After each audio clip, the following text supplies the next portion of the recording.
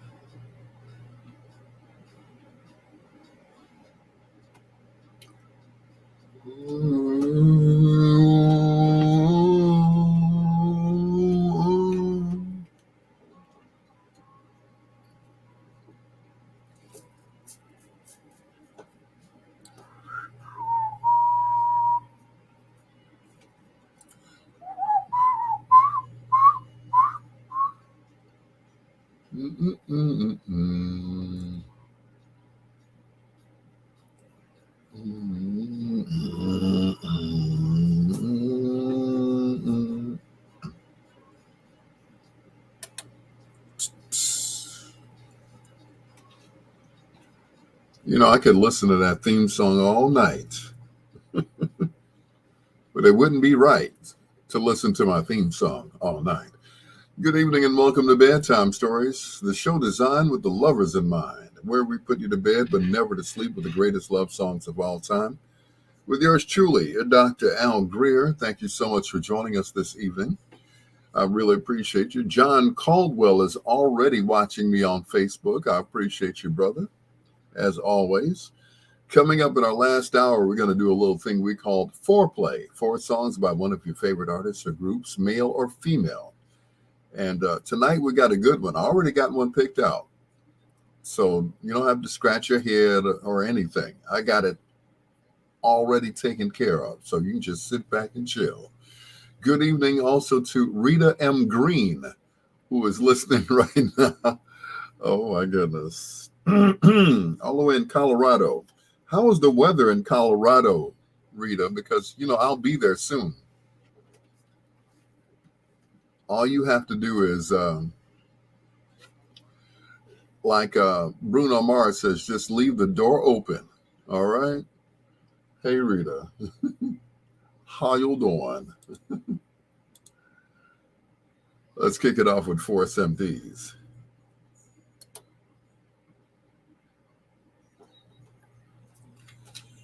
Rita.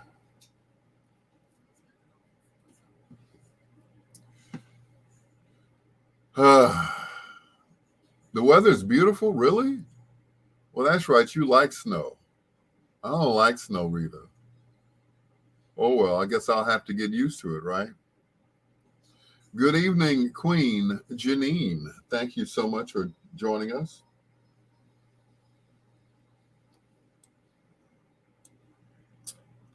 Yeah, I guess I have to get used to the snow. Yeah, but it doesn't snow like all year round, just in the wintertime, right? It's just like Chicago, but it's 60 degrees. You would have to tell me that, Rita. 60 degrees. Show off. Can't stand you. 60 degrees. Shoot, it's what? Um, like 15, 20 degrees here. Verdi, Happy New Year, Verdi. To you and Bill, thank you so much. Don't mess with Bill. No, no, no, no. 60 degrees. Mm-mm-mm.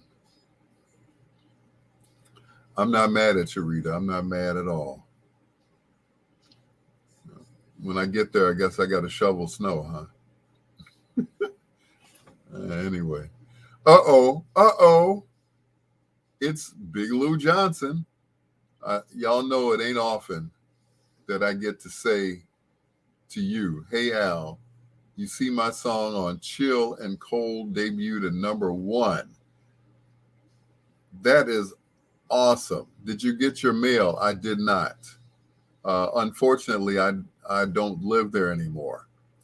Yeah, so if you sent it there, chances are, yeah, I did not get it because, you know, I stayed there as long as I could.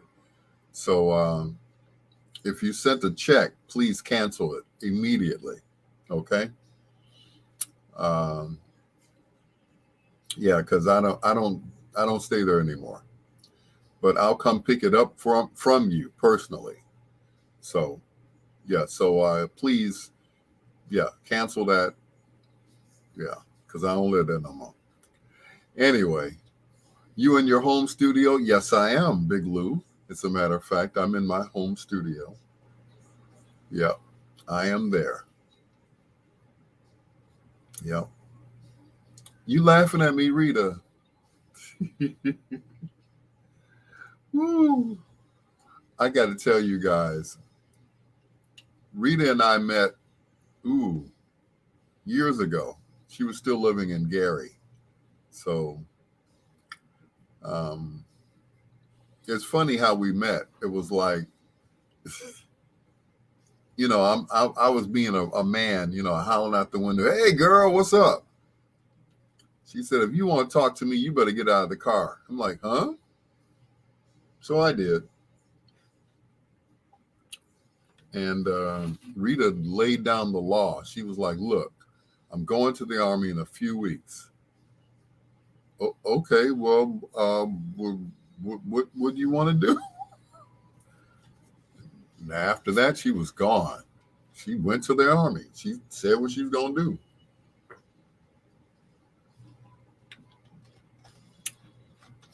And I never saw Rita again. Fast forward to about a month ago.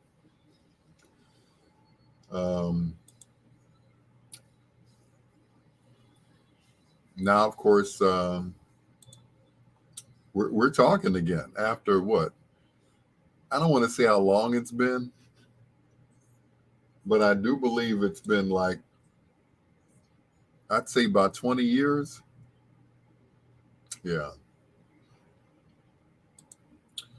But once again, Verdi, please cancel that check because I don't want it to fall into the wrong hands, namely my cousin. So yeah, yeah. So cancel that one. Yeah. But thank you. I appreciate it. Like I said, I'll come pick it up from you personally because some things have transpired since then. Yeah, definitely. So, yeah. But my best to Bill, your husband, and yeah, thank you again. I really appreciate it. So, but back to Rita. Rita sent me some pictures of her in the barracks at when she was in the Army. She was saluting and everything. I'm like, she a real Army person. She like, but anyway, I was like, and I never saw Rita again until a few months ago, thanks to Victor Jackson, who's a mutual friend who introduced me to Rita in the first place. So never thought I would see her again.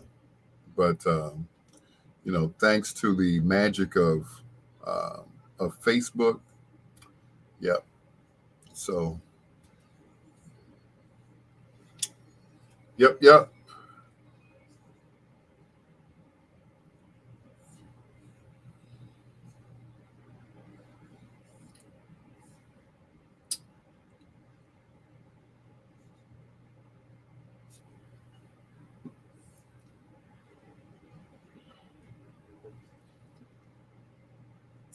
Dun, dun, dun, dun, dun, dun.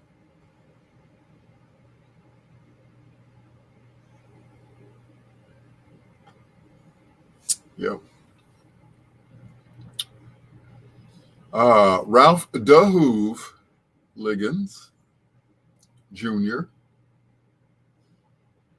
Who was that died from Force MDs? I can't remember his name. Catherine. Hey, Kathy. How you doing? Catwoman. Yeah. I thought Catherine had forgotten about me. Connecting with old friends is one of the great benefits of Facebook. It is. It truly is. Because, like I said, I thought I would never see Rita again. I thought she had gone on to glory and everything. And Vic was like, man, I got a number. You want to talk to? I'm like, just like that? Well, why didn't you tell me years ago? I'm like, man, oh well. But it's nice to connect with old friends. It really is. It absolutely is.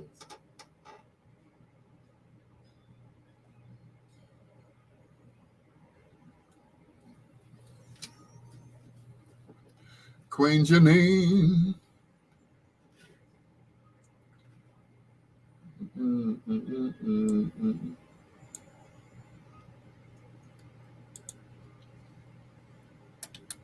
Force MDs, Tender Love, from the album Crush Groove. That song written by Jimmy Jam and Terry Lewis. Yep. We lost one of the members of Force MDs. I can't think of his name right now, but yeah, we're losing people left and right. Sidney Poitier made his transition. Bob Saget from Full House also lost his life. 65 years old.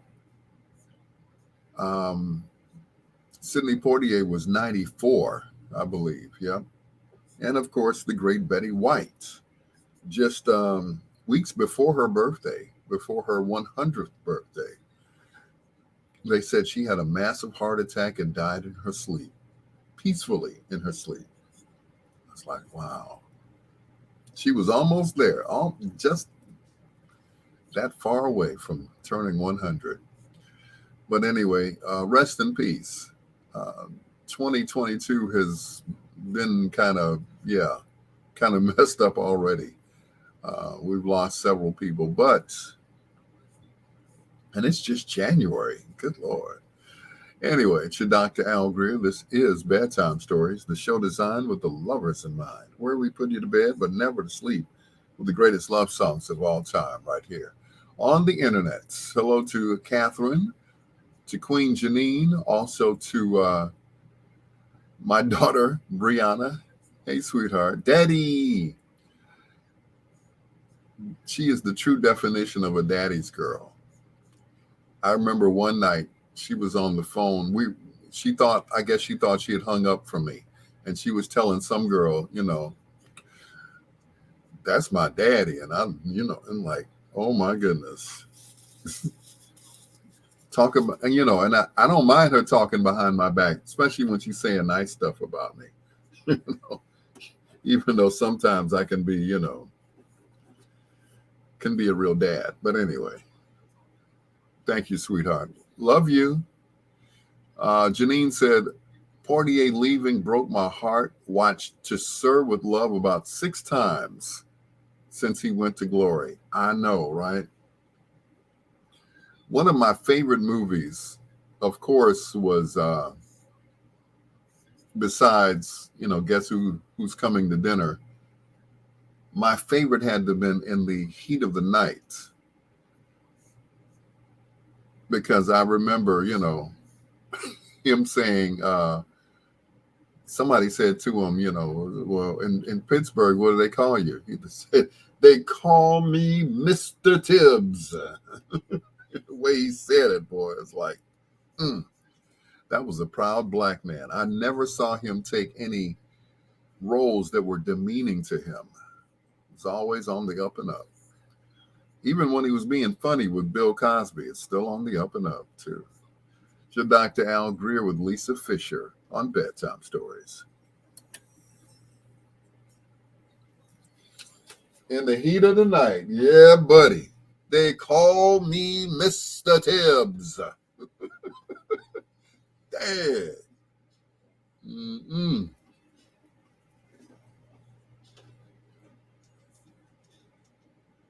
Yep. It seemed like every role, he never took any roles that where he was a slave. I mean, even when he was handcuffed to Tony Curtis in The Defiant Ones, he was still a proud black man. He was still proud. Uptown Saturday Night, they was just being funny. It was, it was just his chance to be funny, and he did. Him and Bill Cosby. I know Bill is like, I know he's torn up about it.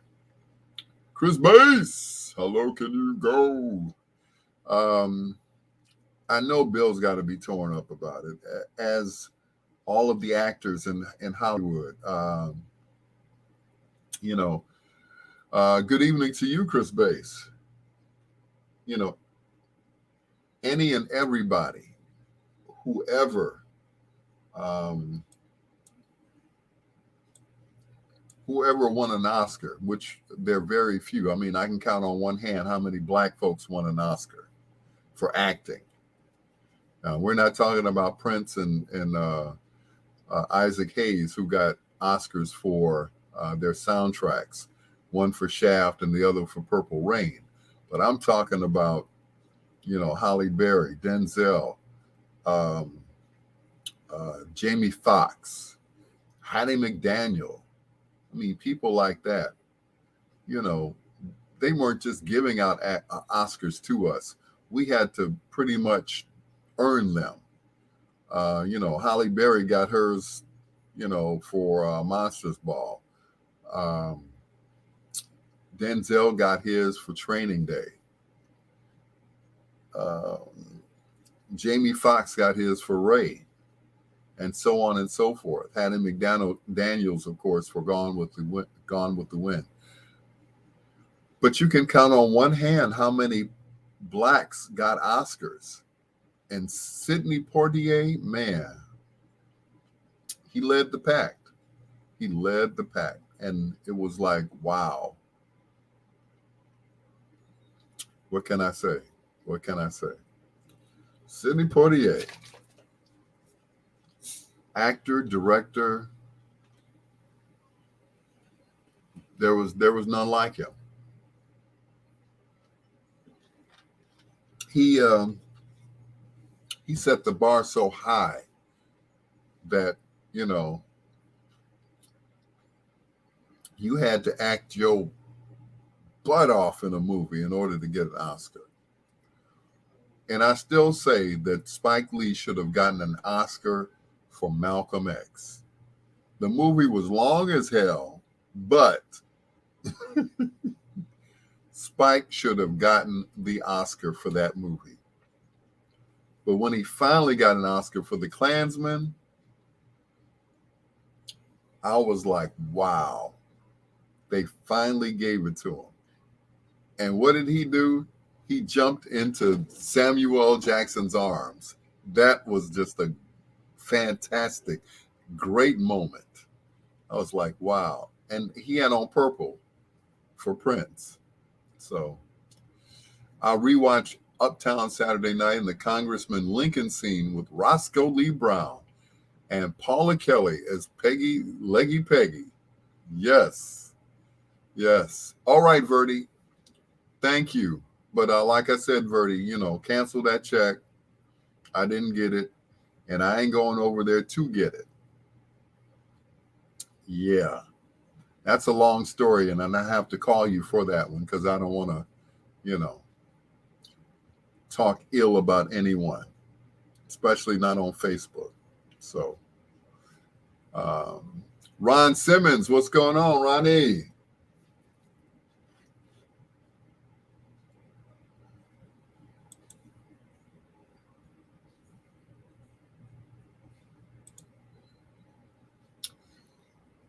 Pinky Star, how are you feeling, Pinky?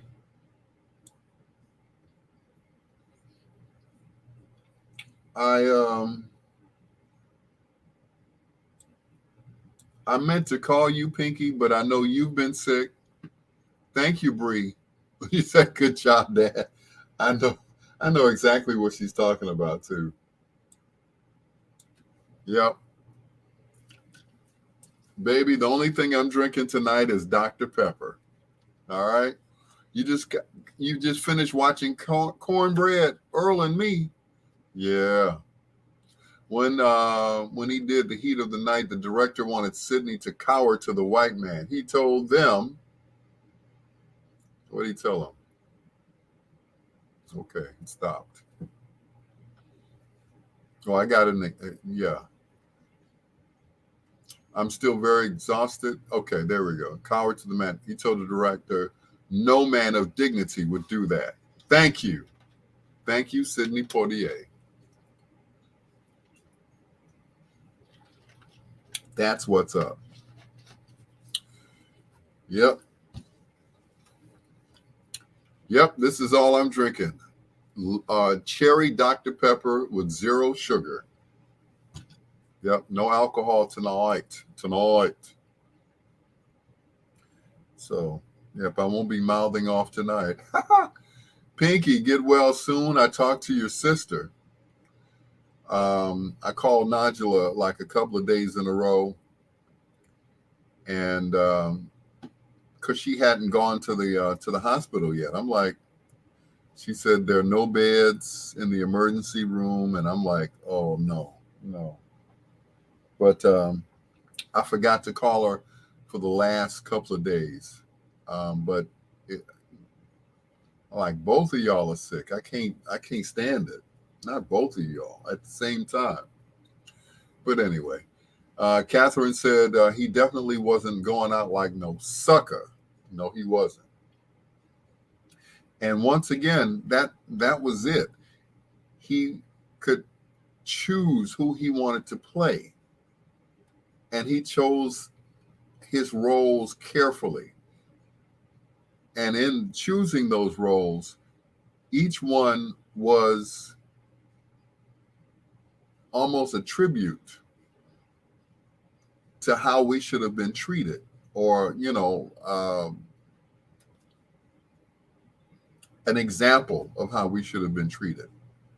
When he told that guy, they call me Mr. Tibbs, not Negro, not hey man, but Mr. Tibbs. I'm gonna start saying that. They call me Dr. Al Greer. Vince Harper, what's going on? Are you ready for big time? Yes, I am. Saturday, 1:00. I will be there with bells on. Yep. His manhood over ignorance. Exactly. Each role that he chose, he never played a slave. Yes, he always carried himself, was very sexy. Well, I'll take your word for it. Sidney Poitier ain't never been sexy to me. Nah, Denzel, yeah, but Sidney, nah. Sidney was always poised. He was always like I said, a proud man. And it didn't matter. It's the Sister Teresa. How you doing, Sister Teresa? You feeling better too? I hope. Yeah. But right, he was a classic man. He was very classy. Yeah. Catherine said, not a sexy, handsome at all. No, he wasn't. He was, he was all right. In his younger days, yeah, he was, but That movie with Tony Curtis where he was handcuffed, the Defiant Ones, you know, he didn't let Tony talk to him. No, no, just no way.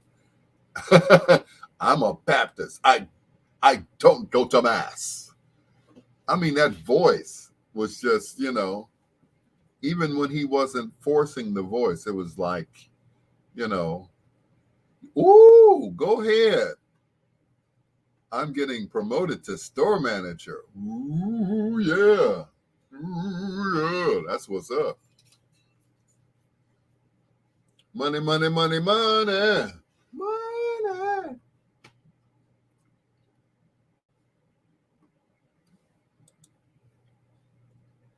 Oh, yeah.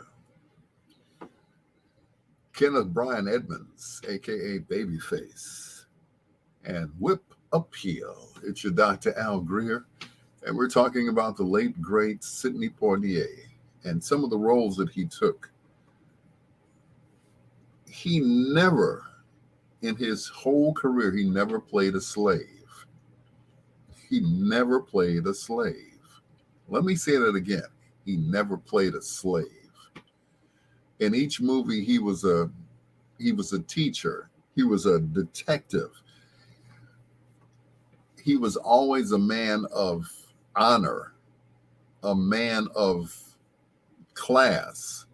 In every role that, even when he was, with Bill Cosby and A Piece of the Action and Let's Do It Again, he was funny. He was, but he was never demeaning. The roles that he took were never demeaning to black folks. He was always a proud black man, and that I admired about him. Now, Denzel played a drug dealer. He played a druggie, a drug dealing police officer. He did all of that.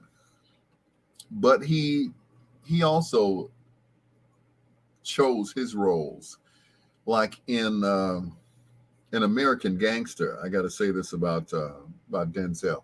In American Gangster, he said, "I will play Frank Lucas only if I get caught." Like, if you get caught, like, I mean, Frank ended up getting caught eventually, but he said, one condition, that I get caught.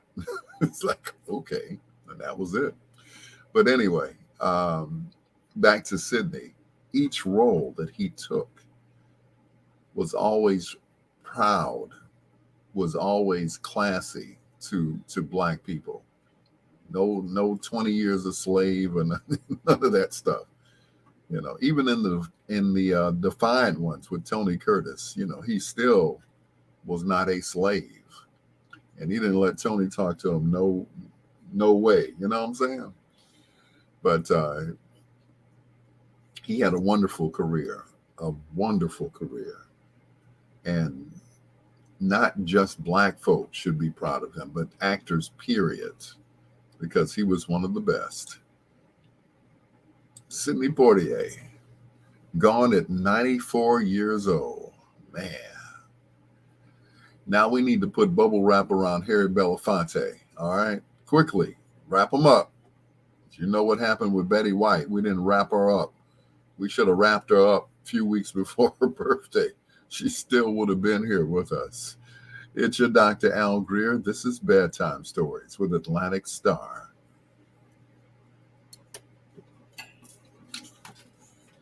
Because he had grown, what did you say? He had grown man teeth.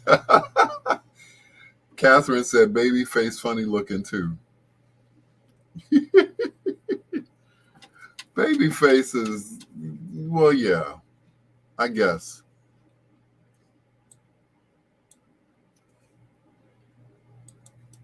Mm-hmm.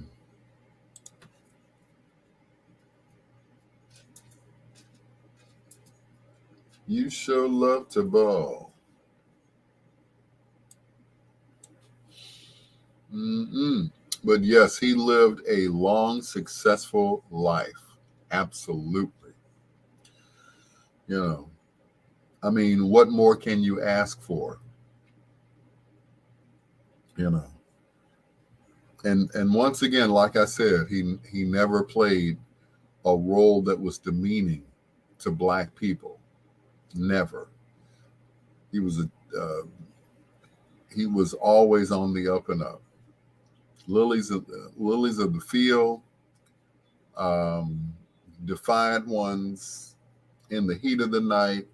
They call me Mr. Tibbs, which was the follow up. Guess who's coming to dinner?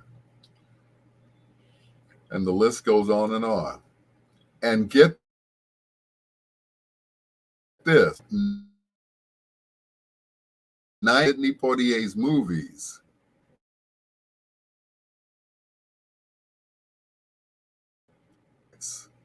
were written by Quincy Jones. I looked them up. I'm like, damn, Uncle Q, what didn't you write? Every movie that Sidney Poitier was in, in the heat of the night, he along with a couple of other writers, wrote that for Ray Charles. It don't get no better than that. Of course, Curtis Mayfield did Piece of the Action and Let's Do It Again. So all of his soundtracks were written by brothers most of the time, with the exception of a couple of movies. But Quincy Jones was like, I guess he went to Quincy like, I'm doing another movie, Quincy. I need another soundtrack. Quincy was like, man, I got you, man. Cool. All right. I can't do Quincy. You know who does a great Quincy Jones? Jamie Foxx. He does a great Quincy Jones. Guess Who's Coming to Dinner was very good as well. He showed white people who they were. Yep. He was, like I said, absolute best, one of the absolute best, and he never backed down, you know. And once again, he never, right, he showed them they were bigots, yeah. But he never took a role that would be demeaning to blacks. Never. Always proud roles, He didn't play a dirty cop. He didn't play a crooked preacher, nothing. Now, bucking the preacher, that's a little bit different,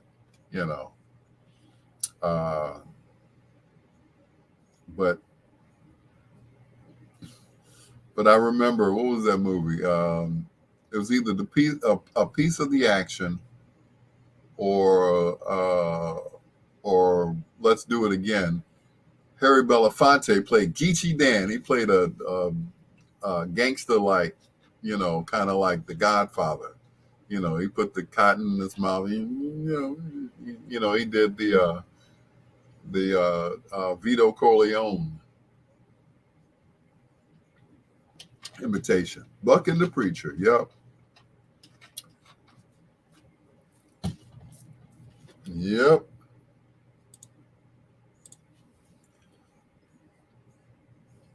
But it's like every movie, I could go on talking about him all night. Every movie was just excellent. Black excellence.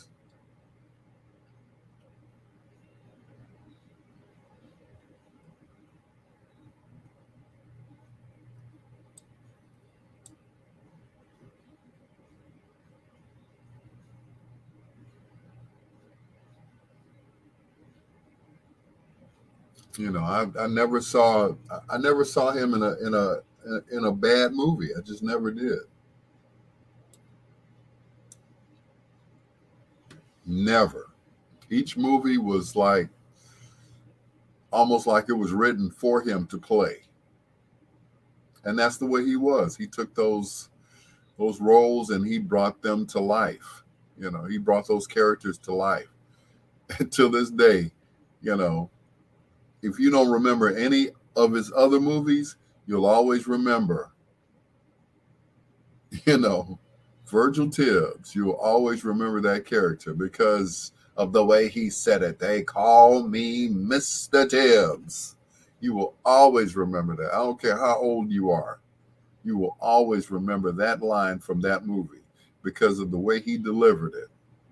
Like, can't nobody say it like that. You know, not even Jamie Foxx. He can't do it like that. They call me Mr. Tibbs. Like, like you better recognize. Like, damn. You don't get no better than that. Anyway. Ron Simmons, what's going on? What's up for this year? I know you got some gigs for me, man. Yeah. To Serve with Love, Part 2. Yep. To Serve with Love.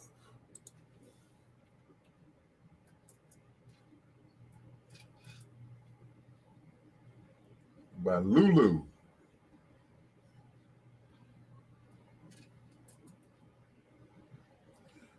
I don't know why I don't have that in my, because it's on the other hard drive. That's why. Lulu. Lulu. Lulu. To Serve with Love was filmed here in Chicago. Yes, it sure was. Yep. Yep. What was the other? It was another movie too. To Serve with Love. And I can't think of the other movie, but yeah. But Lilies of the Field. Amen. Da-da-da-da-da. Amen. He controlled a lot of how his character would be uh, betrayed in each movie or portrayed. If it didn't work for him, he was rewriting the script, and that was a great thing because normally you don't get a chance to rewrite a script if you're an actor. You just don't. John said, I was listening to that album the other day, To Serve with Love. Yep. That was quite a movie. Each one of them were great movies. Great movies. Absolute best.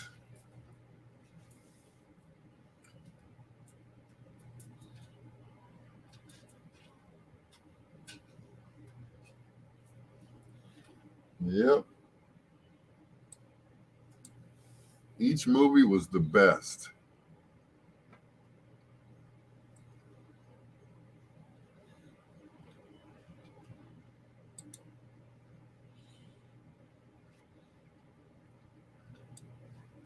And like I said, you don't get a chance to rewrite scripts as an actor. They're like, you do it as written. But they're like, not him. Nah, can we change this part where I slap the hoe?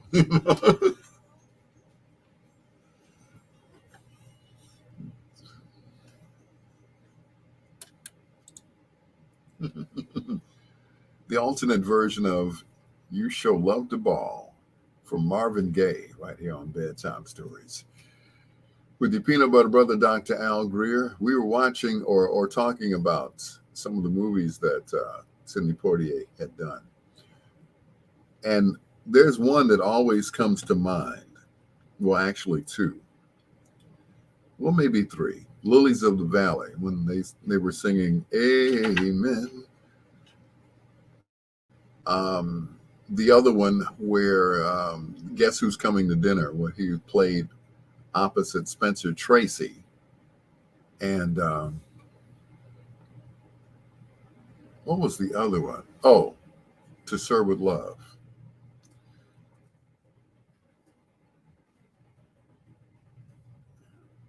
Some of his greatest movies ever. I mean, and not just because he was a black man, but it was because each movie was just great. you know, nothing but excellence in each and every movie. And if he didn't like a line in there, you know, he would rewrite it. They was, can we rewrite this?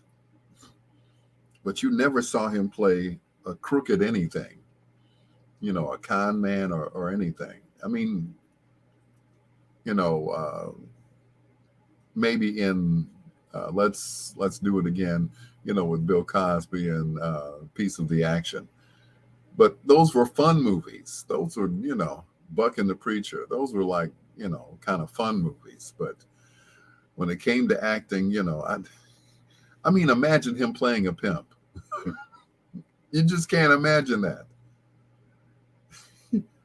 You better have my money, or otherwise I will have to go upside your head. You can't imagine Sidney Poitier playing a pimp. You know, Sidney Poitier in The Mac. I'm going to have to put a foot to your ass.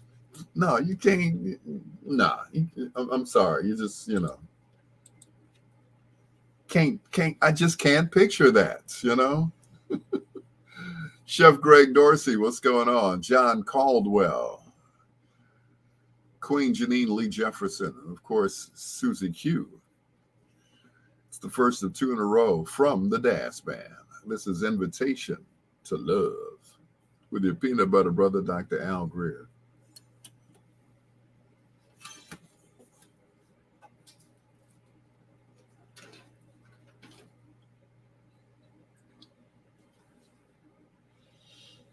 Oh, the doctor.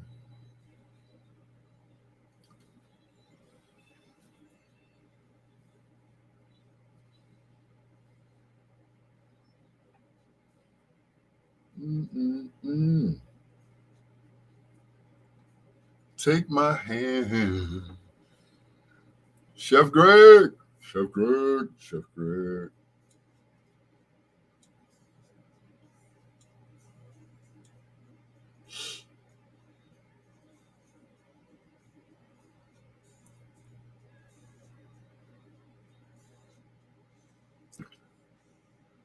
Sidney said, right. Sidney saying, where's my money?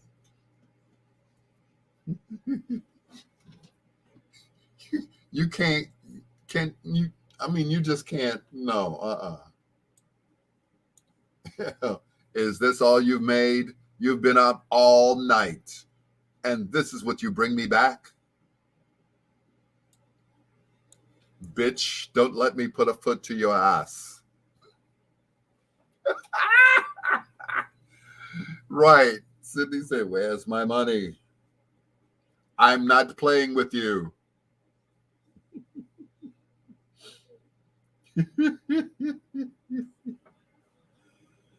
Oh, no. You think this is a joke? I've got a Cadillac to pay for. Get back out there on the stroll immediately. Yeah.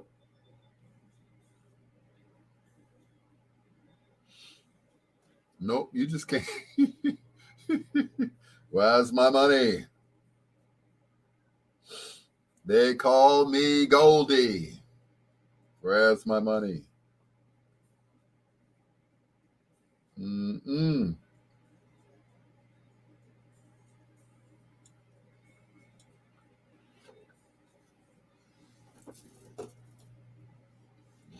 I want my money and I want it now.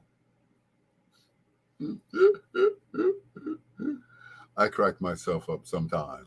The Hove.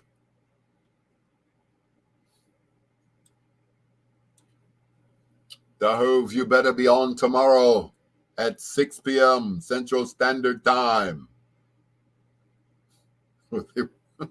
Or they'll call you Mr. Gone. Anyway.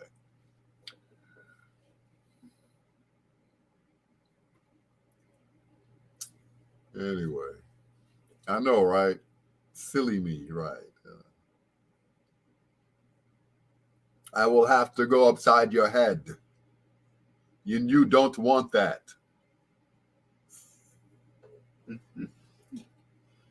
Oh, no. You're getting dirt on my shag carpet in my Cadillac. Get out.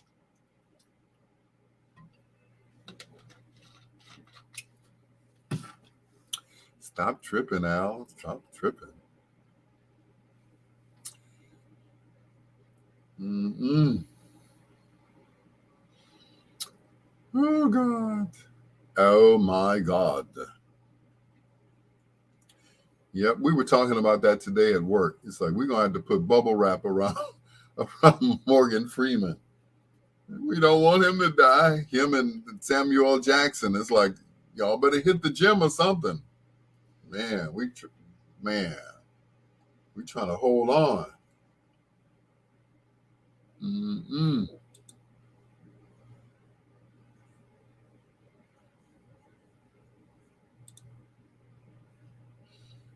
Mm-mm.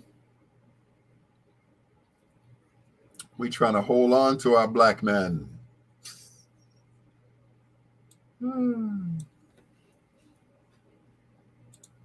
We can't let you guys go anywhere. Mm-mm.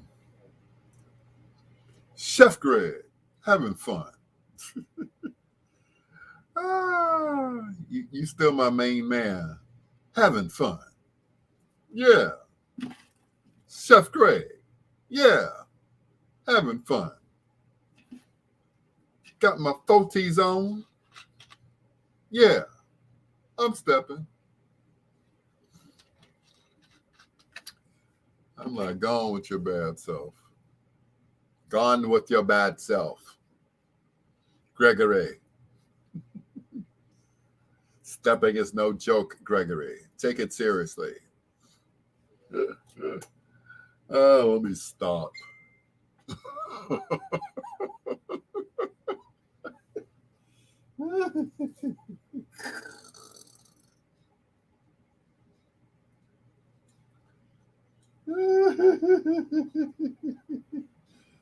You're stupid. You're stupid. Mm-mm.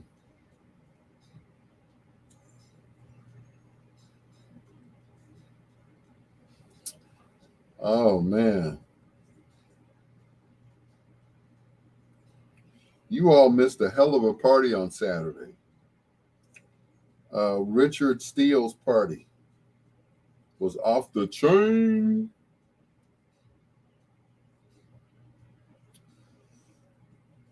I was like, if I wasn't there, I wouldn't have believed it.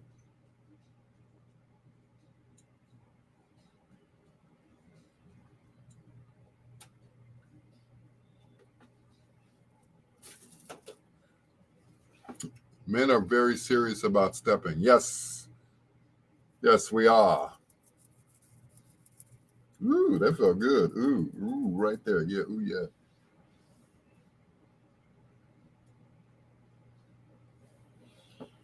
Mm-mm.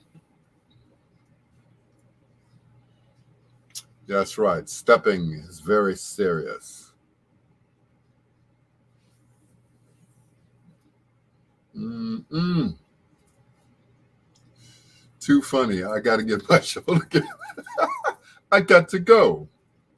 Chef Greg, get your show together. Stepping is serious. Take care, man. Take care. I'll talk with you soon. Keep in touch. Mm-mm. My man, Gregory. Get your show together, Gregory.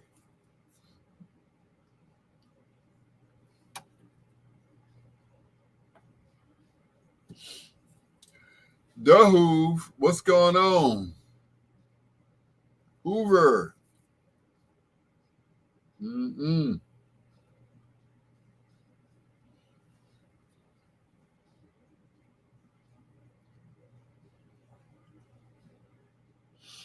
See, you and Marv should have gotten along just well. You know, one is a Hoover and the other's a Dyson. I mean, you guys, bad joke? No, not funny. Okay.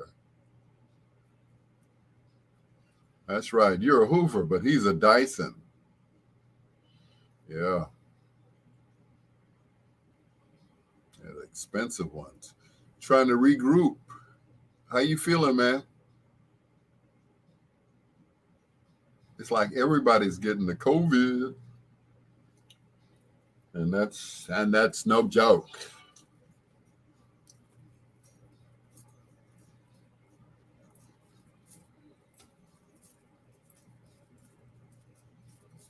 Oh, heartbeat.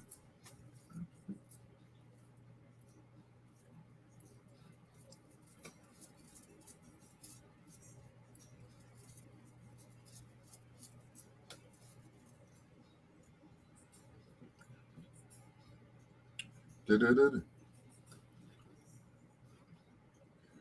To your heartbeat.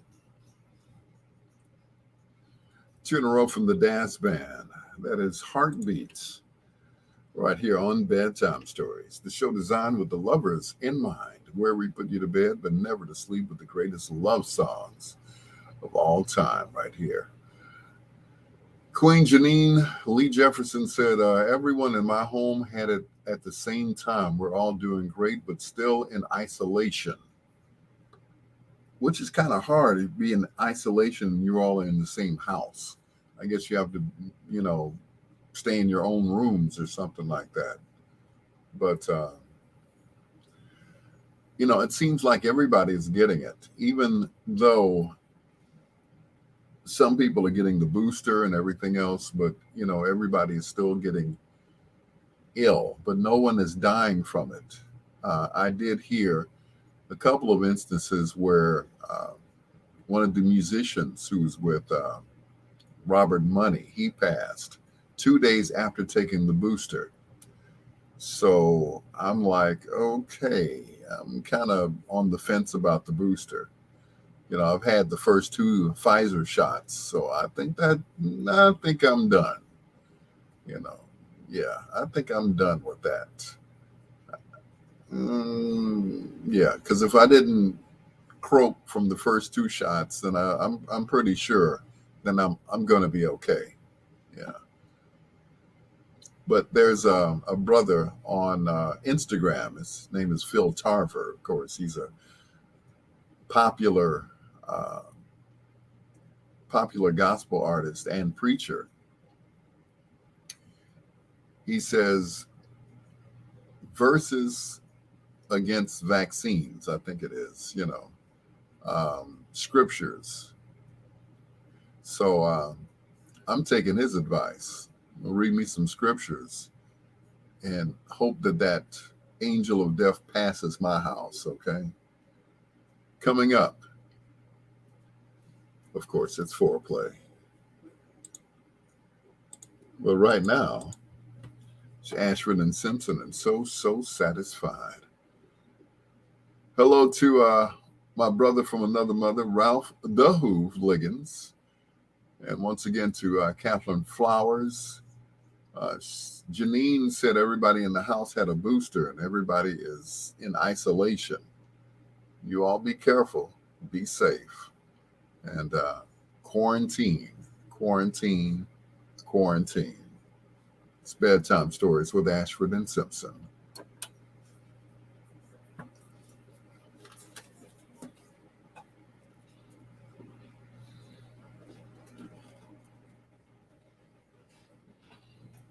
Mm-mm.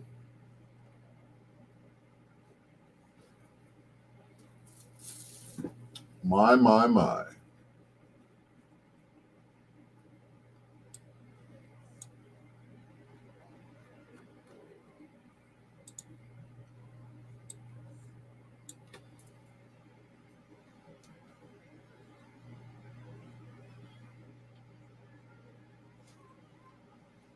They're suggesting a fourth shot for people with pre existing conditions. I'm cool on that. No, thank you. I'm good. I'm not taking another shot. No. Uh-uh. Nope. I'm good. I am good on that.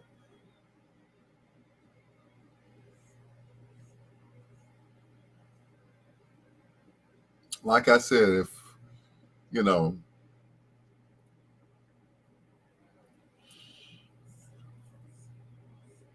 I'm good on that. I'm just gonna leave it at that because a lot of people, there would be an argument about that. So I'm not even gonna say anything.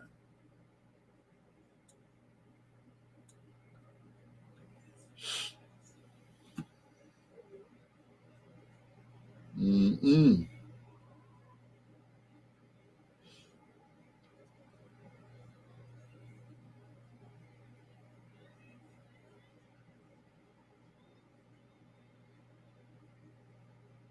Mm-mm. Hali, did I say it right? Hali.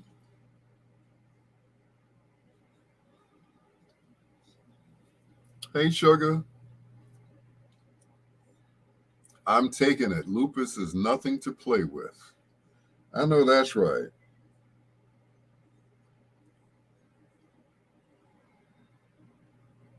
I know that's right.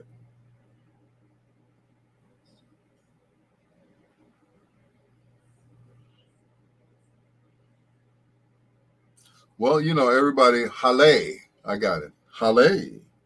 Hale. Um, everybody's got to do what they got to do.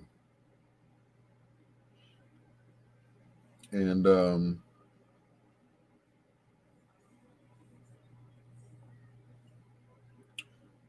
like I said, I had the first two, so I'm good. I'm good.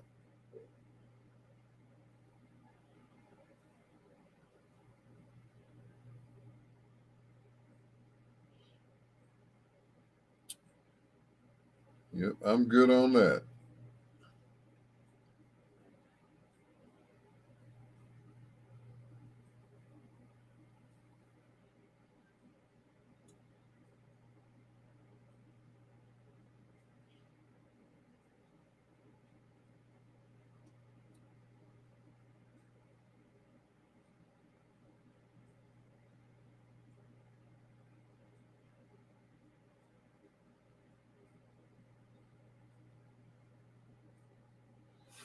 She said yes, and I then said good night.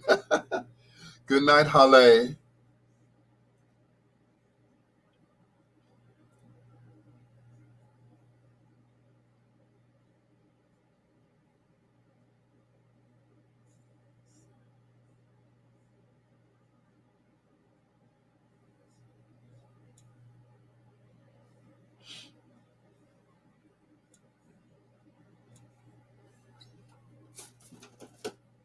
Mm-mm. Hale, Hale.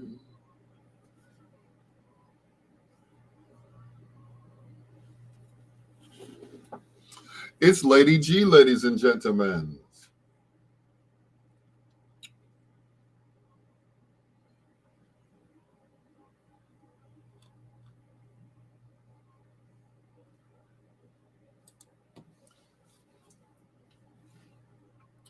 Good evening, Lady G, Lady G. She's the Lady G. Lynn Rowe, good evening.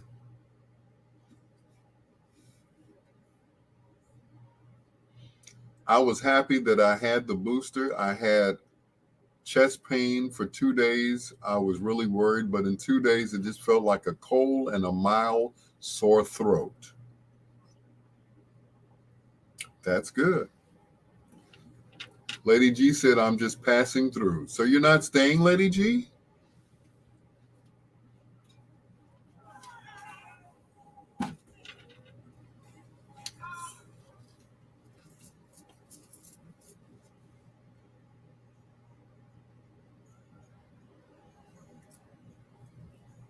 Mm-hmm.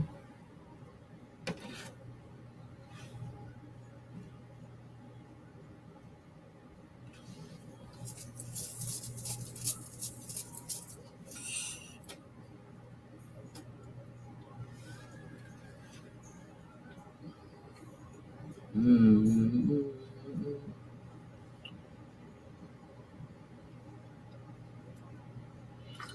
Oh no. Want me to bring you some chicken soup?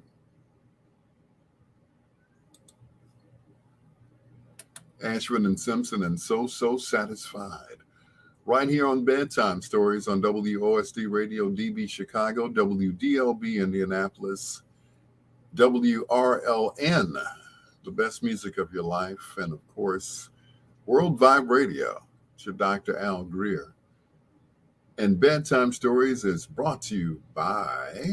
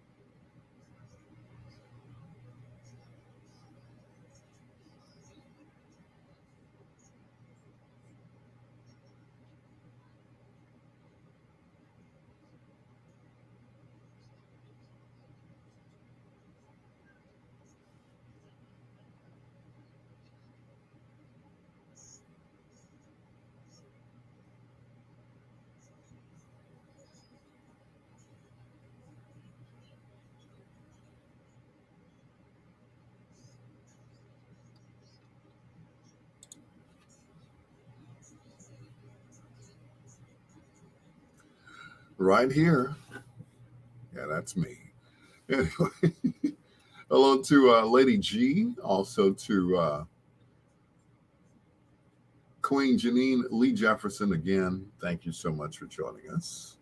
Catherine Flowers and Halle, which is her daughter. 6 going on 60. Halle. Thank you so much for being on our live. We really appreciate it. Lady G said, I still have chicken soup, but thanks anyway. Okay. Well, all right. All right. Miss Kinley said she's stopping by to say hello too. Hey, Red. How you doing? Angie Martin Turner, my sister from another mister. Thank you so much for joining us on Bedtime Stories. It's your peanut butter brother. They call me Peanut Butter Brother. Also, hello to Chef Greg, as well as The Hoove, Ralph Liggins, who you can check out tomorrow night, as a matter of fact, on this here radio station. Here's 1/3 of one of the greatest songwriting teams of all time. This is Lamont Dozier and Trying to Hold On to My Woman. This is Bedtime Stories with your peanut butter brother, Dr. Al Greer.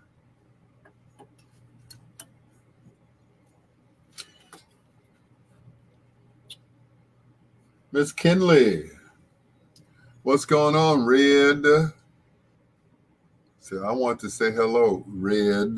Hello, Red. Dang, Catherine, what'd she do? Did I miss something?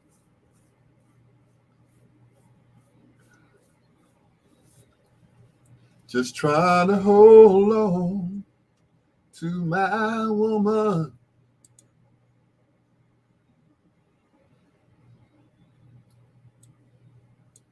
Mm-mm.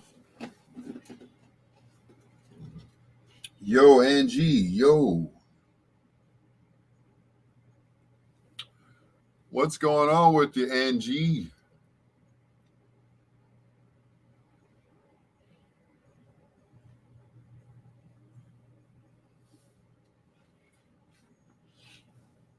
How are my nieces doing? They haven't called me yet. Boy, I tell you. I thought Uncle Al left an impression on them. Guess not, huh? So, anyway, I have fibromyalgia, where my whole body hurts all over. It's been giving me the flux lately. Oh my. Ooh. Yeah, that's gotta hurt. Yeah. Mm-mm. Well, I hope you feel better. I really do. Feel better soon. Nice profile pics. Thank you, Lynn Rowe. Thank you. When did I'm trying to remember when I took that. Today is Willow's birthday. She's 13. Oh, happy birthday, Willow.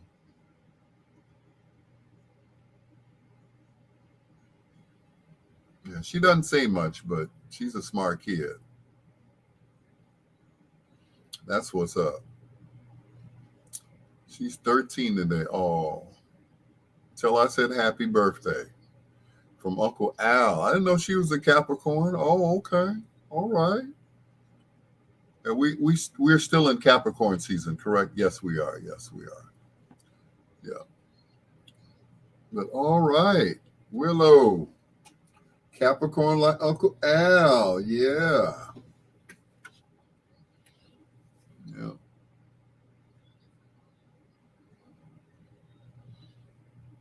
But yeah, Lady G, take care of yourself, okay? Yeah. Take good care of yourself.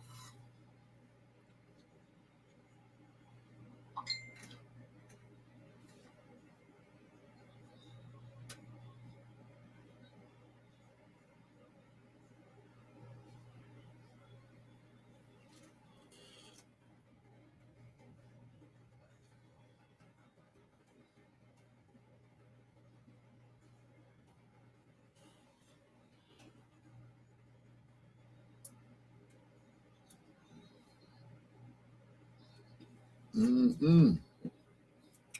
Guess what I had for dinner? I had Chinese food.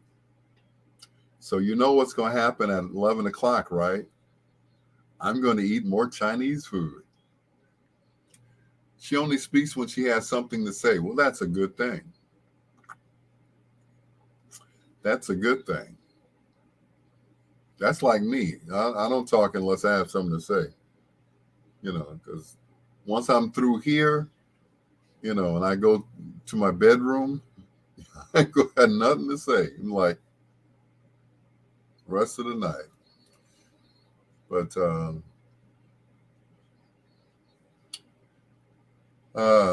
that's my girl Willow. Willow and Little Nicky. Well, Little Nicky's as big as Big Nicky. So yeah. Mm-mm-mm. That's all right.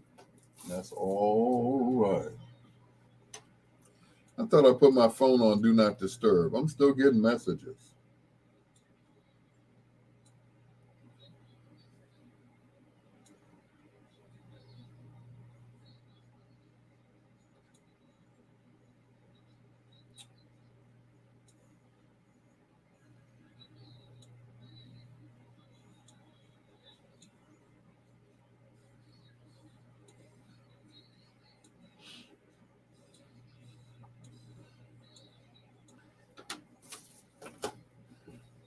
I'm gonna eat some more Chinese food.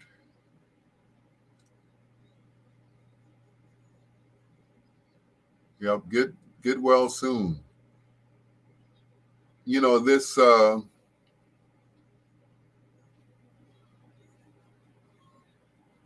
This weather has a lot to do with, you know, illnesses too. Yeah. I cooked homemade vegetable beef soup, brought some bread bowls, and made a red velvet cheesecake. Um, I love cheesecake. I really do.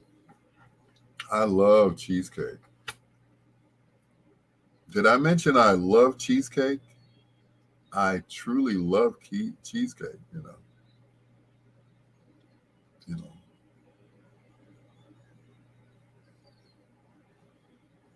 Yeah. Red velvet cheesecake? Yeah. Oh yeah. I like red velvet cake. Unfortunately, I can't eat it because too much sugar in it. So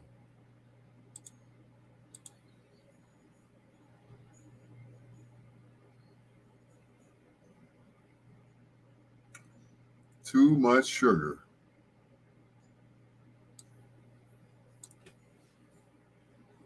Yeah. Too much sugar in that booger.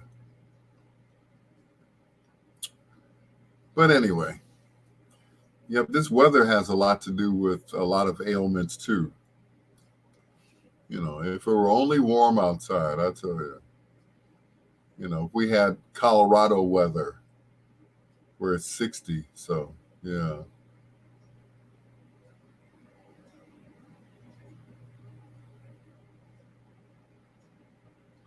yep, too much sugar.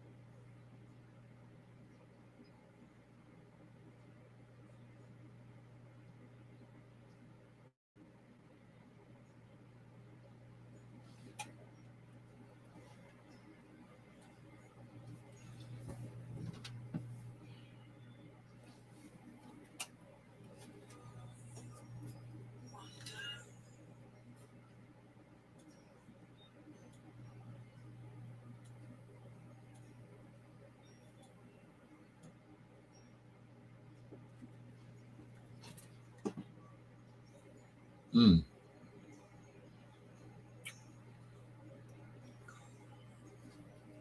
I used to use the stevia in my coffee, but since I go to Dunkin' Donuts, I just get the flavoring that already has sugar in it, so I don't have to put sugar on top of the sugar. You know what I'm saying?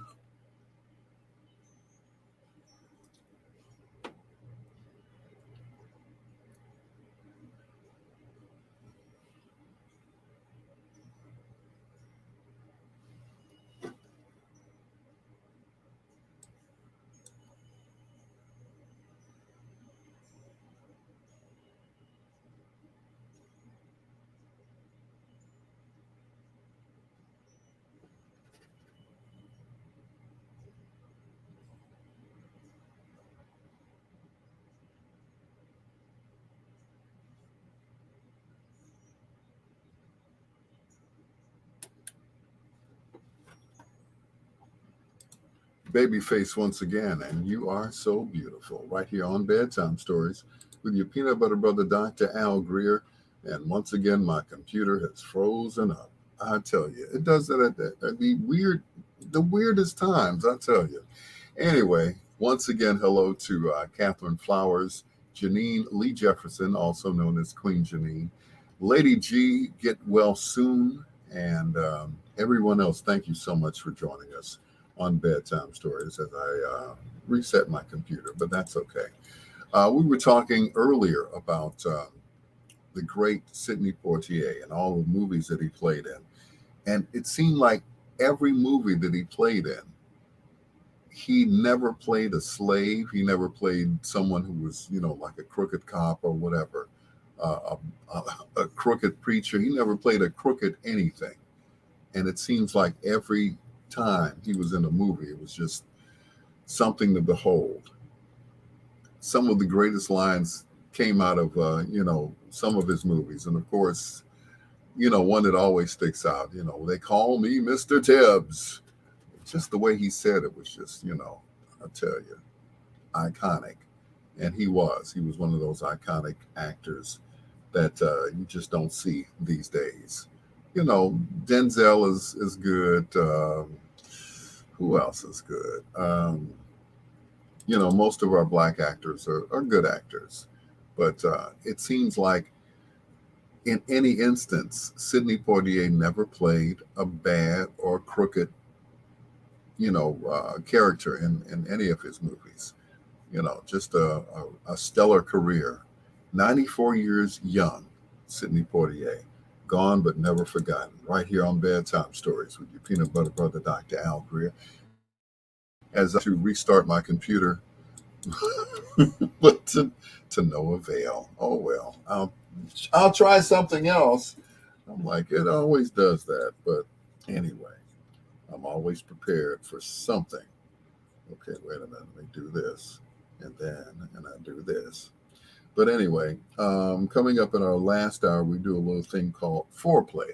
That's four songs by one of your favorite artists or groups, male or female. And if you have one in mind, let me know because I will play your. Well, actually, I already, yeah, unfortunately, I already picked out somebody for tonight. So, yeah, sorry about that. But maybe next time. Maybe tomorrow. Who knows? Anyway, while I'm doing that, what I'm going to do is I'm going to plug my phone in and then play music. Yeah, right, exactly. I'm going to plug my phone in and I'm going to play some music off of my phone, which I can do that. And here we go. Let's see. Let's play this song. Um, this guy used to be the lead singer for the Spinners. Here's Felipe Wynn and his version of He Don't Love You Like I Love You on Bedtime Stories.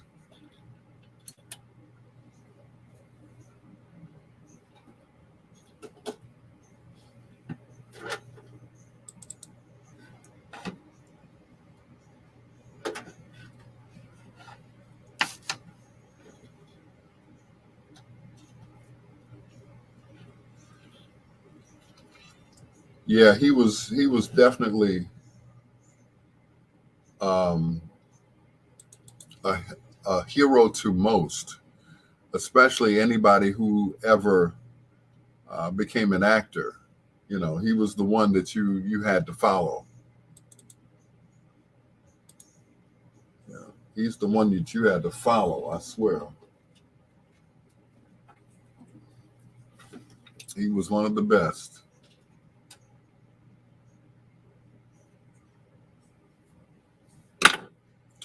Truly, truly the best.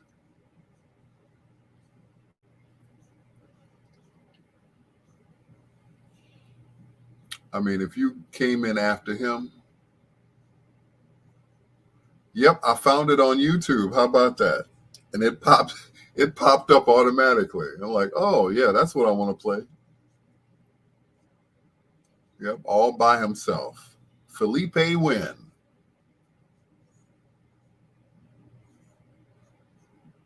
Expensive furs from you through and through. These put together could never thrill you as much as I do. Now he can make you a movie star. He can put your name up in lights.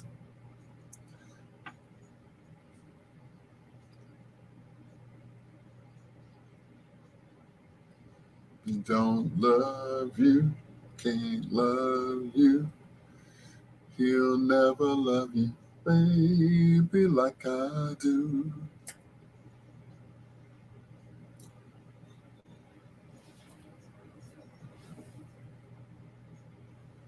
Be like I do. Yep. See, I found something that you didn't know anything about. Yep. His is just a little bit more up tempo.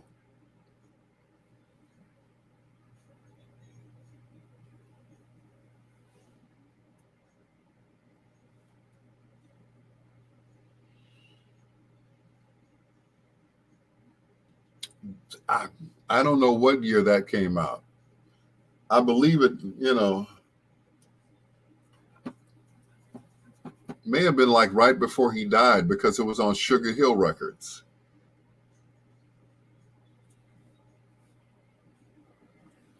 Yeah. Because he did another album called Windjamming, which was on George Clinton's label, Uncle Jam.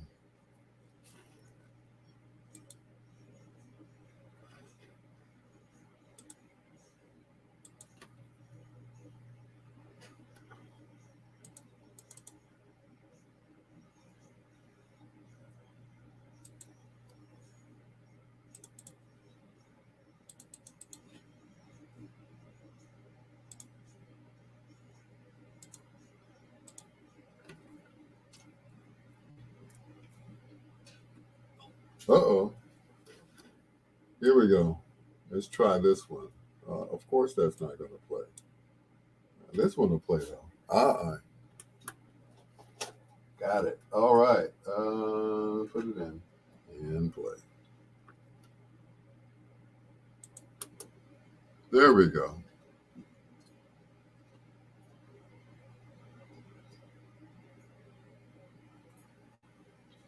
Anyway, I'm back.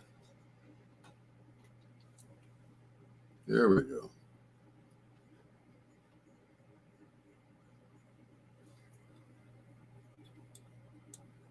Uh-oh. Bathroom time. Be right back. Don't go anywhere. Don't forget to share the video.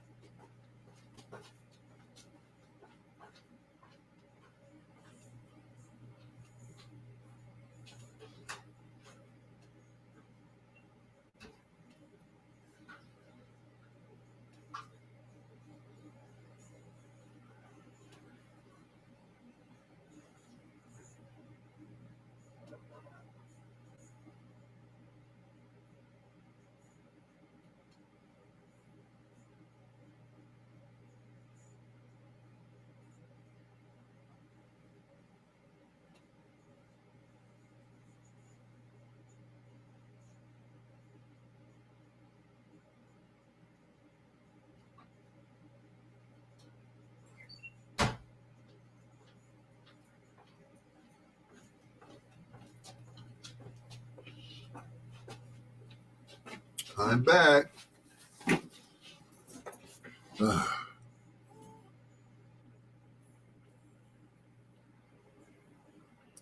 He's back.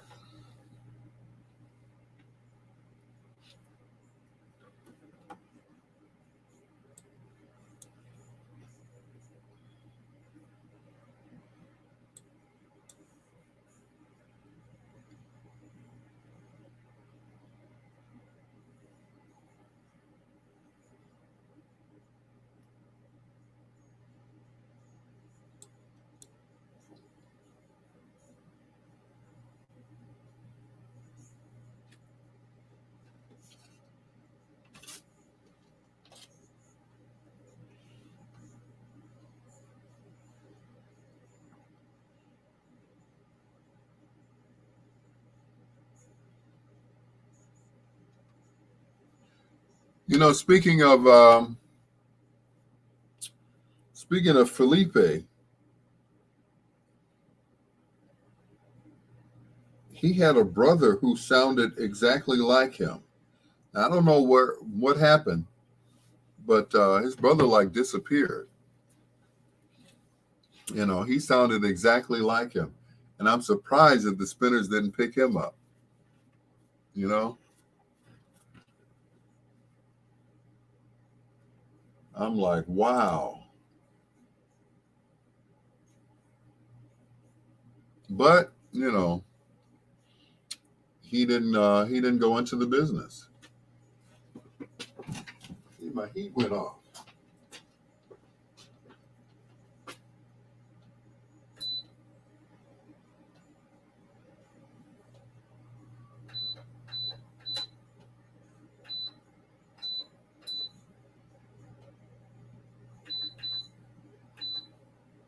There we go. I'm like, it got cool down here all of a sudden.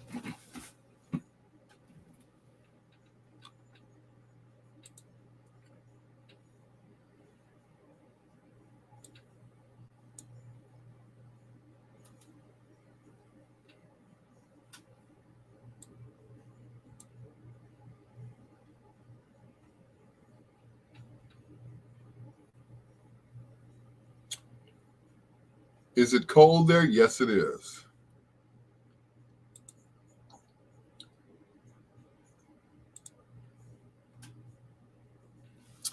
Yes, not extremely cold, but it's it's below 30.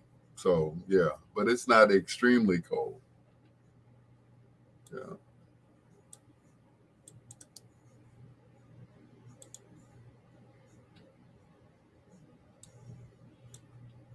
it's moderately cold. That's what it is.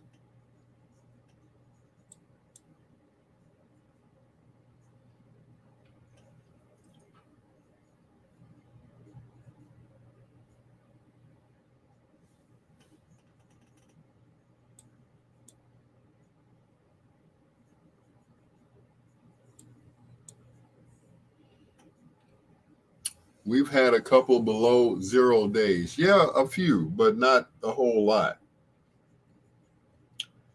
And I'm kind of hoping it stays like this, you know?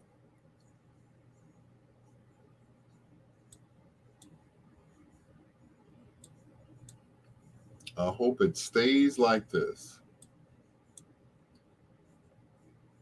Because that black ice, oh man. A couple of times I almost hit the ground.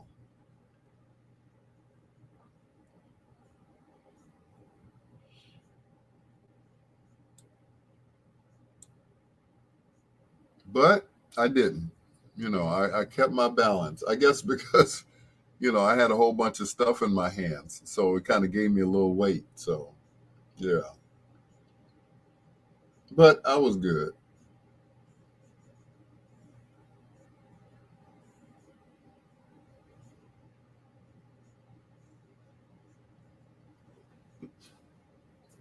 It's been below zero here. It got up to the mid 40s today. Ooh. Mm-mm.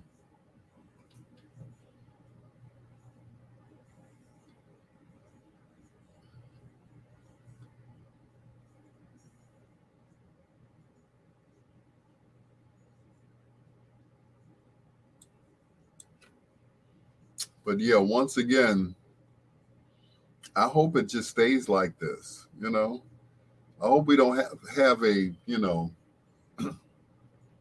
really bad winter like we did in 67 and 79. And a few years ago, as a matter of fact, about I think like 10 years ago, we had a really bad winter where it just snowed just crazy. But that's a good thing. Hopefully we won't get that because they kept comparing it to, the snow of 67, the snow of 79. Yeah. I went to school, put Vaseline on Hale's face. She said, "You look like your kindergarten picture." I look like your kindergarten picture, mommy. Oh, oh. Mm-mm.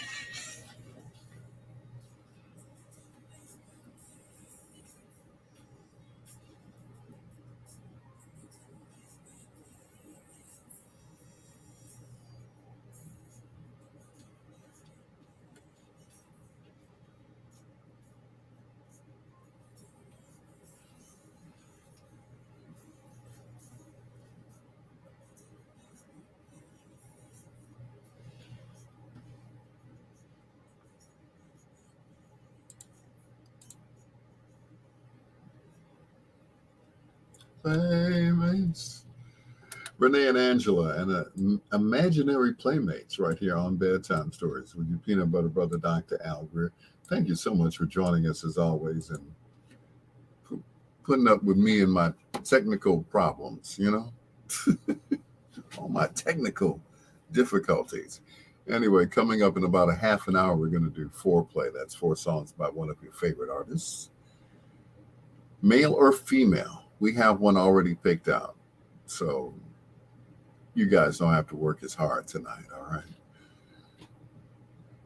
Remember back in the day, I'm sure you all do, and you probably do this with your children. Well, they would cover us. That is, our moms. They would just load the Vaseline on our faces. Did that really help? Did Vaseline actually help you from getting cold? I just want to know. I don't remember. It's been so long since, I'm like, doesn't Vaseline clog your pores? I'm just saying. That's a whole lot of Vaseline, I'll tell you. Anyway, By request, Earth, Wind, and Fire and Imagination for Queen Janine on Bedtime Stories.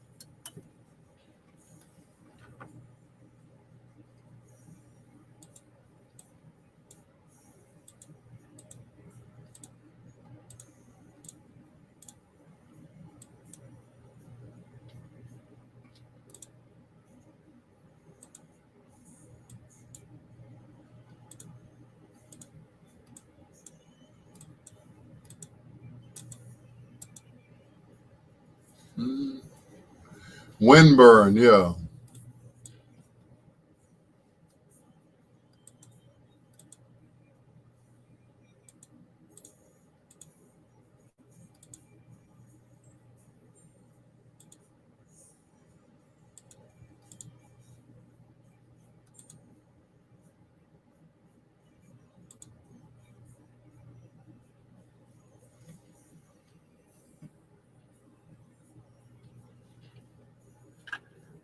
No. Mm-mm, mm-mm,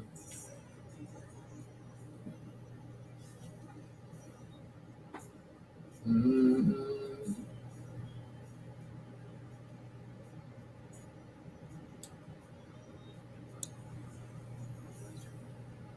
So I imagine my heart with you. Imagination can do.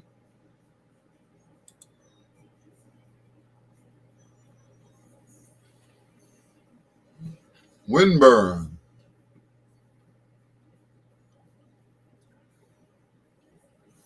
Time to- Mm-mm, mm-mm, mm-mm, mm-mm, mm-mm, mm-mm, mm-mm. La la la la. Mm-mm. La la la la. Works well for them dry patches. Yeah, yeah, because I got one like right back here, but behind my ear. So I keep Vaseline on it, so to keep from scabbing up. You know what I'm saying? Yep, keep from scabbing.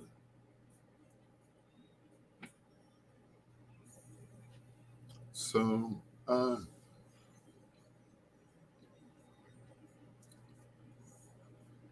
imagination can do.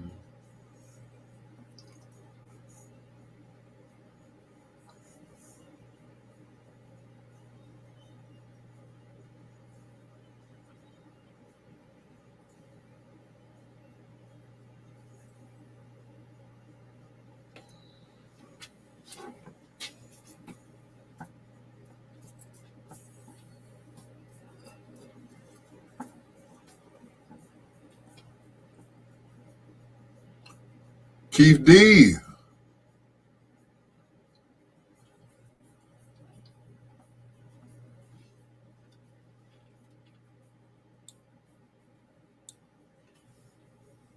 Yep, Keith D. You won't have to bring me any more gas, at least for a while. Till I get stranded somewhere. Get stranded out in the woods somewhere or something.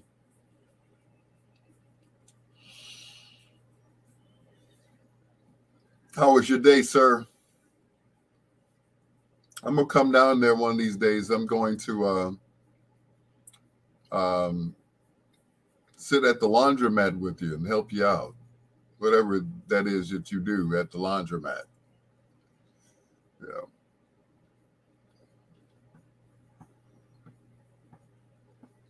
Mm, mm, mm, mm, mm, mm,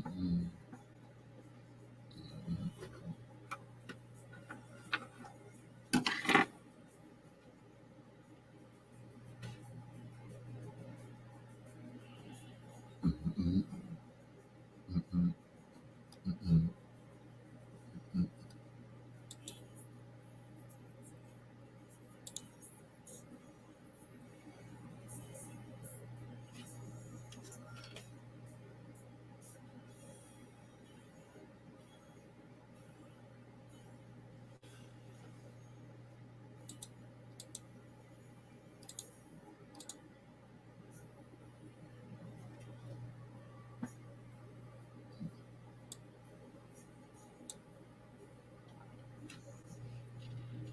Mm.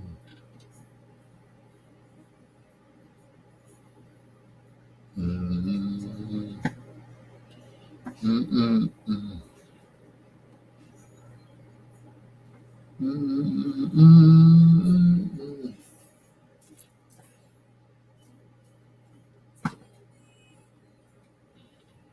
Mm.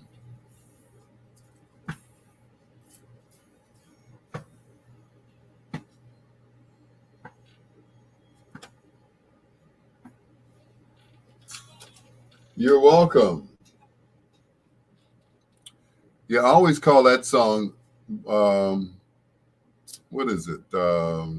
Reasons Junior, you know, because it's like another great performance by Philip Bailey. What's going on, Kevin Worley? What's going on, bro?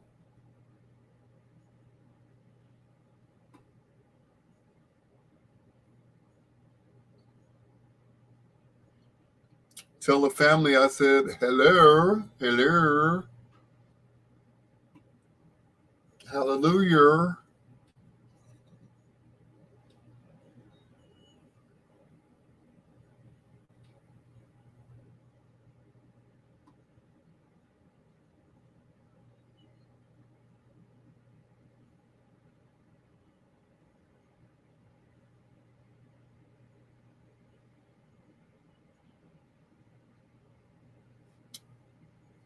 Yep, tell everybody I said hi. My other family, the Worley family. I miss you guys. This whole COVID thing has got everything out of whack. You know, you can't go visit people. You can't hug them. You can't, can't shake hands. You can't do any of that. And heaven forbid you cough at work. Hmm. Heaven forbid that you cough at work. Oh my goodness. You're like, are you okay in there? Mm-hmm. You better be coughing into your arm, your forearm, because I remember when this was year before last in 2020 when the COVID first came out. Man, I was coughing like crazy. I was coughing into my arm so nobody could hear me because I didn't want to get sent home. you know. And then finally, I went and got tested, and they told me I didn't have anything. They swabbed my nose and everything. I'm like, oh Lord, but didn't have anything. I was good. Catherine said no one is in my office. Well, that's a good thing. That's, I guess. Well, you can't catch it if nobody's there, right? I'm just saying. But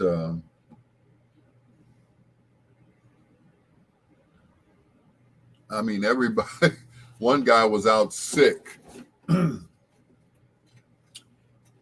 he just returned on because he was out Thursday and Friday, and that's Titus. Titus was out 2 days, and I was so happy to see him on Monday. I was like, I'm man, I tell you,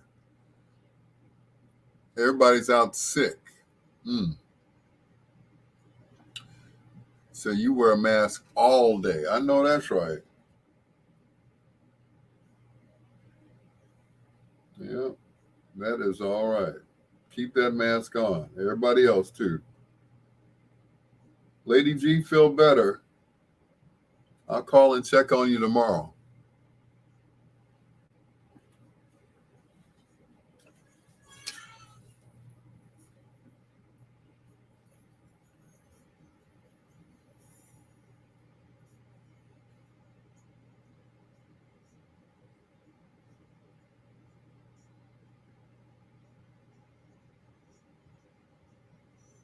Ooh, not one stop. Oh no. Evelyn Champagne King. They changed her name. It was actually Bubbles. They changed it from Bubbles to Champagne. And Don't Hide Our Love. Hold on, I gotta It sounded kind of funny. What's really going on? I tell you that live radio thing. Okay, let's see if it'll work now. Should work better. Wait a minute. Let me. Okay, what's really going on, man? These, I tell you, oh, technical difficulties. You. There we go. That's much better. Lady G, take care of yourself. Kevin Worley, he said, be careful, people. That that shop at the One Stop Foods came in feeling one way and left feeling another way. Yeah, be careful, man. Be careful. You know. Anyway, yeah, keep us posted, Lady G, on your recovery.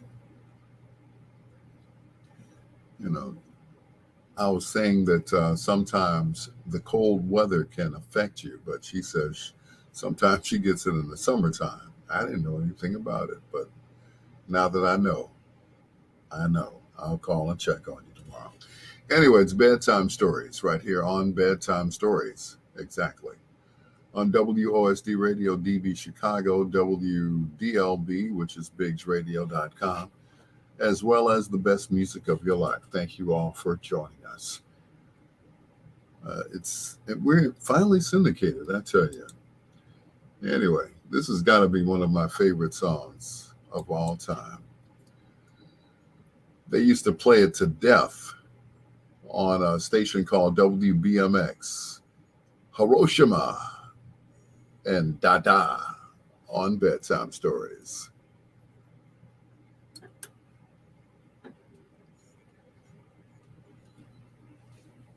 Better.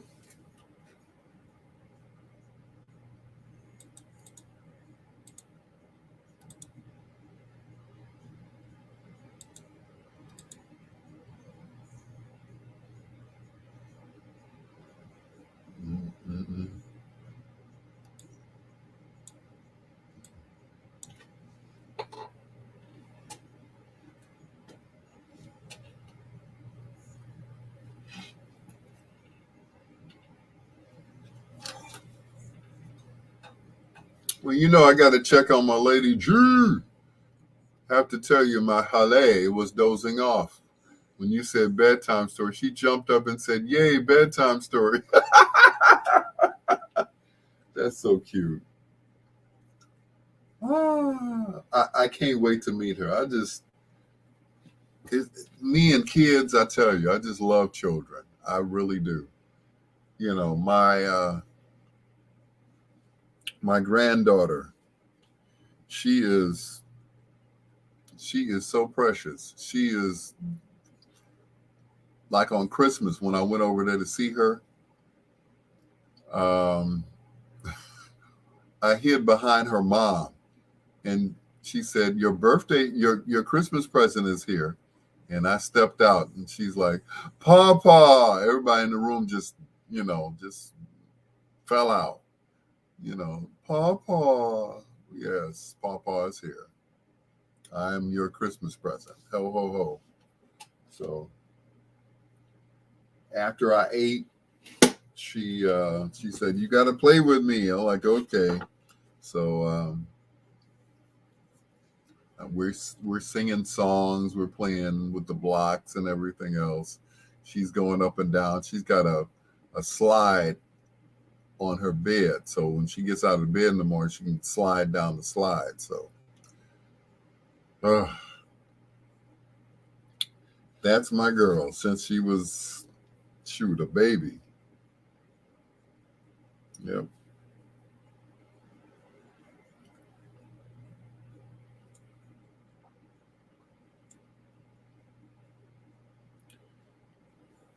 And of course, she walked to me. I think you have Hale's heart. Just give me FaceTime. Okay. Mm-mm.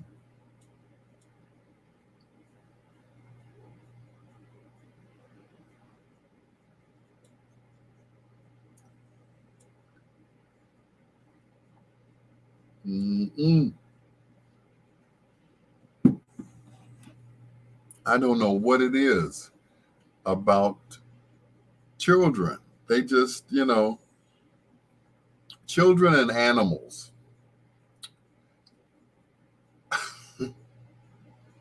The other day in the building, at 800 South Wells,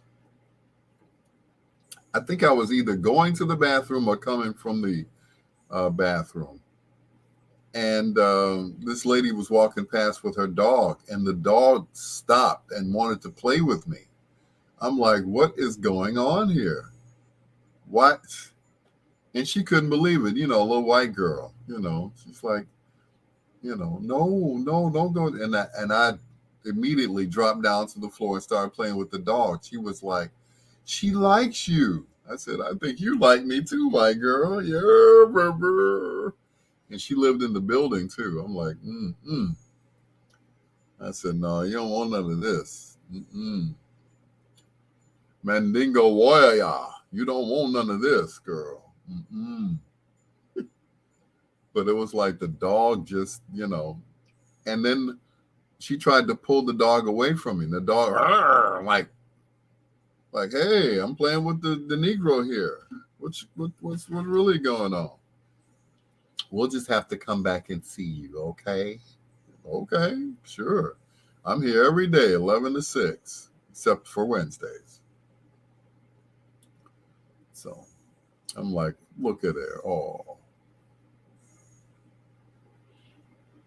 It's such a nice Negro, I tell you.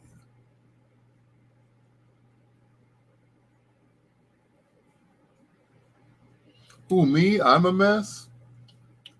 Hey, there's a daycare center also in the where I work at.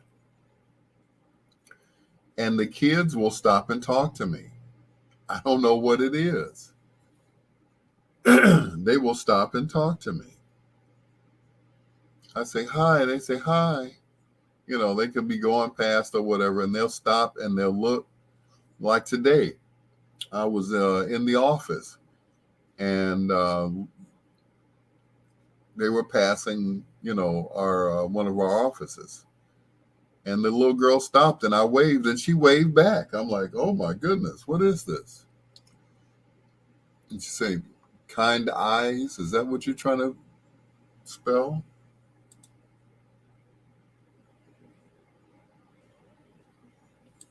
It's your voice. Oh, okay. I was wondering.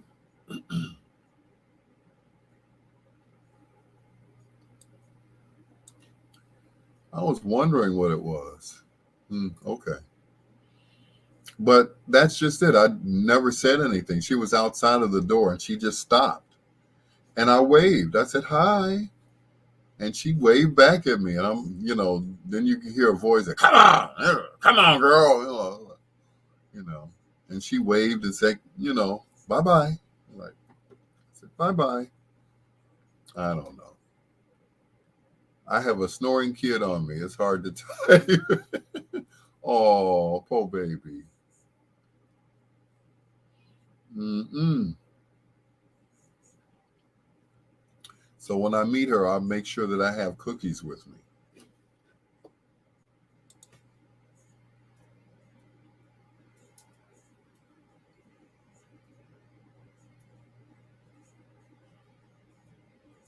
Mm-mm.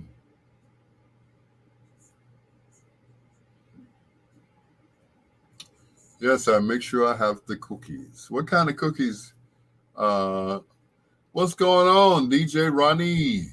Hey, Ronnie. Got your whole name, Ronnie Danetta Williams. Ooh, got your whole government name there. Kind of like Catherine Laverne Flowers. You know how she feels about our cookies. No toys, cookies. No problem. No problem at all.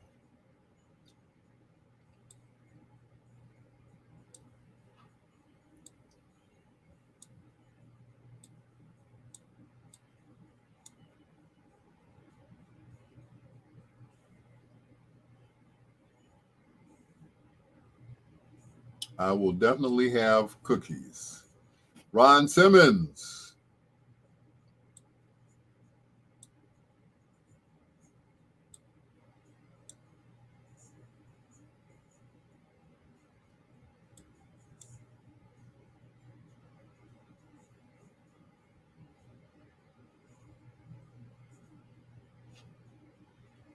That's the way people at work don't look for me. Okay. Chocolate chip or chocolate chip? Okay. I like peanut butter myself, of course.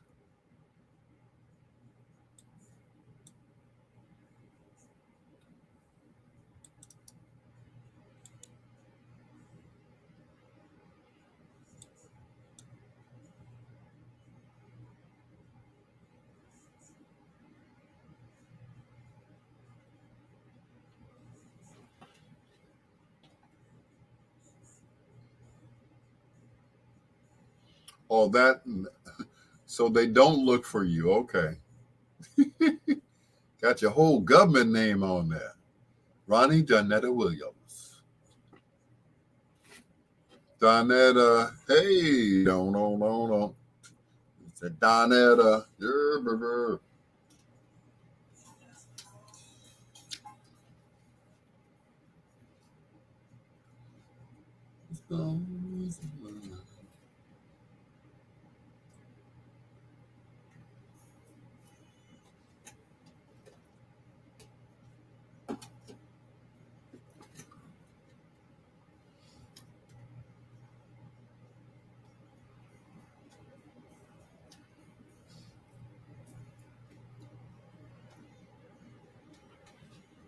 Ooh, peanut butter cookies. Mmm.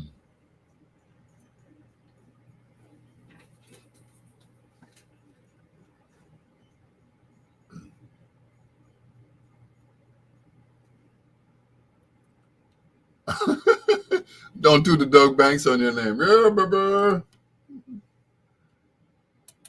The great Michael Franks and Lady Wants to Know. My first wife, she loved that song. Yeah, she wasn't that crazy after all. It's your Dr. Al Greer, just ahead of Foreplay right after this. Hello to Ronnie Donetta Williams. Thank you so much. Catherine Laverne Flowers and Lady G. Lady G, Lady G, Lady G.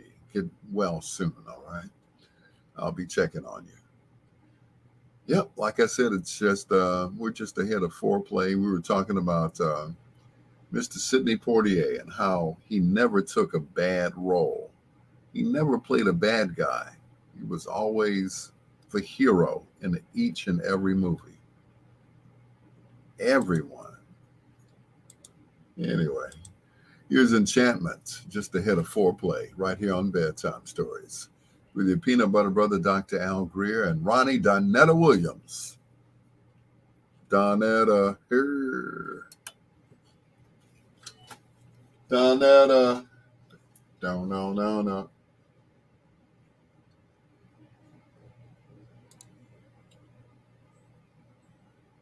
Ooh, I got time to warm up my food.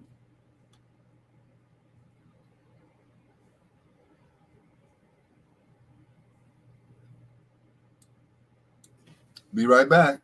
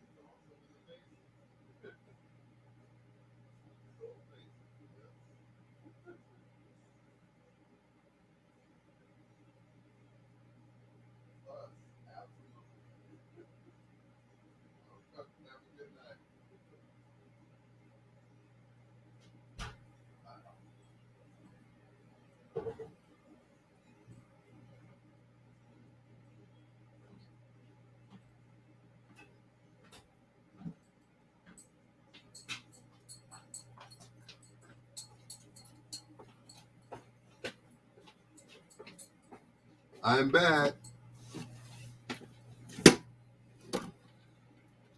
You gonna give me what you gonna do to me, Ronnie? What you gonna do to me, girl? Nothing. You can't stop me. You can't stop me.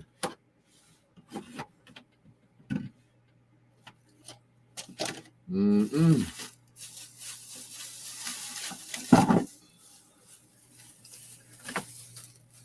Let's try to do this without knocking stuff over. Here we go. All right.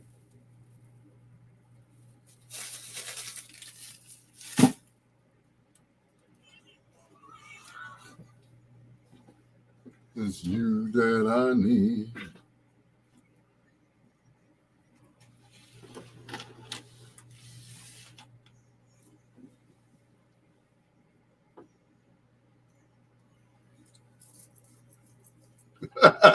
You say you got cobs on the Chinese food.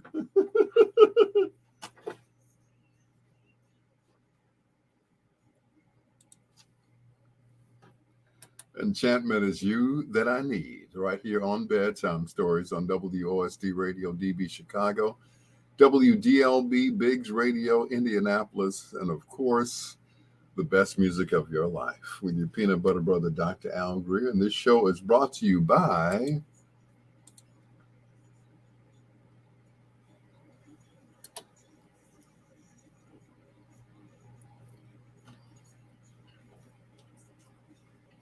empowering you to rule your day. Portions of Bedtime Stories with Dr. Al Greer are brought to you by Metro by T. And it is time for Foreplay.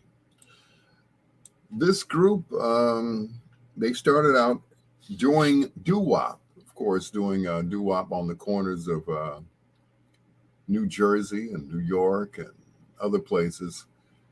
And they hit their stride in the 70s when they added singer Gerald Austin. Gerald took them through the 70s and almost through the early 80s with that fantastic voice of his, reminiscent of that of Sam Cooke. Tonight in Foreplay, we feature the music of the Manhattans. And it didn't hurt that they had Blue Lovett with them too, you know, the guy with the deep voice. It's your peanut butter brother, Dr. Al Greer. Come on, baby. Let's sit down. Now I can eat. All night long.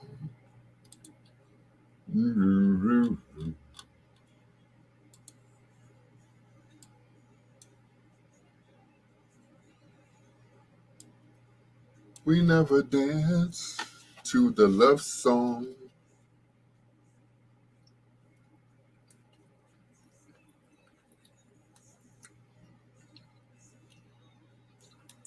My main man, Gerald. Gerald is the last man standing in that group. Everybody else is gone. I think Blue was the last one to make his transition.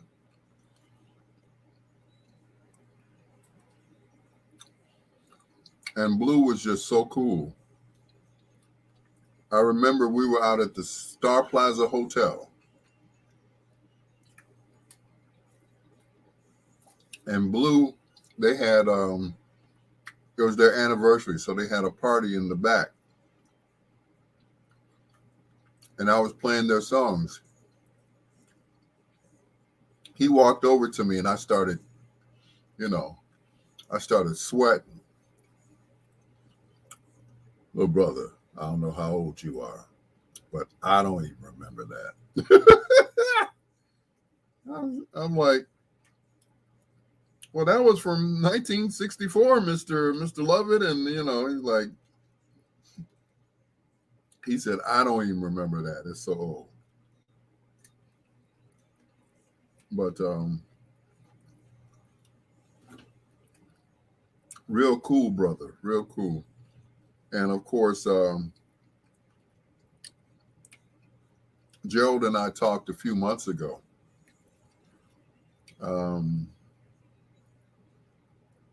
He didn't have any new music out. He just wanted an interview. What's that, Chinese food? Yes, it is, Ronnie. It's jumbo shrimp egg foo young with jumbo shrimp fried rice. Yep. I love my shrimps, girl. Mm-hmm.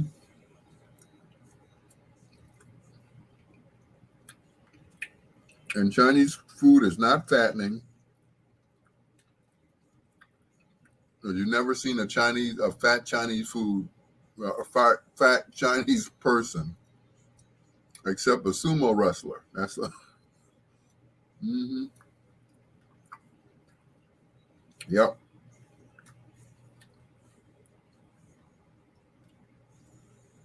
Mm. But it's true what they say about it. What you say, rice turns into sugar. Well, yeah.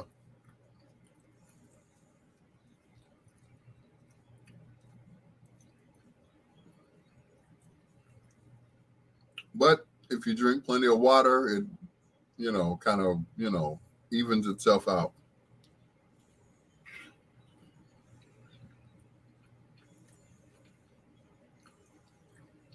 So that keeps me plenty of water.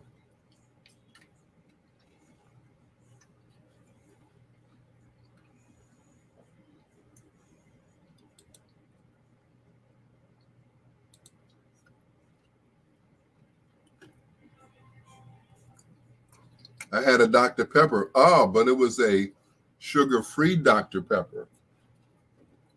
In fact, where'd the bottle go? Oh, here it is. Zero sugar cherry Dr. Pepper.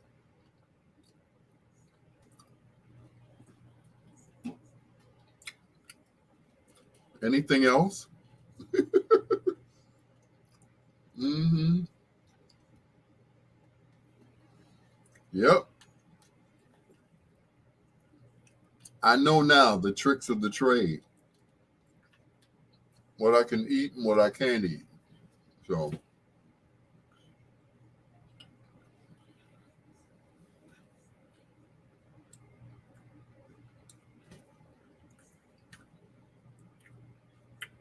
yep, how much I can eat and how much I can't. No, it's cool, but I thank you. No, I ain't mad at you. Thank you. But I have to watch what I eat. And yes, rice turns into sugar. Everything turns into sugar. Well, so you're absolutely right. But I got to keep the water handy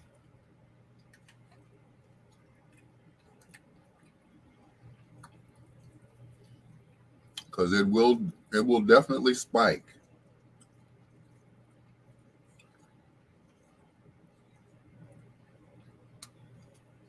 Yep. Ooh, it splashed in my eye. Mm.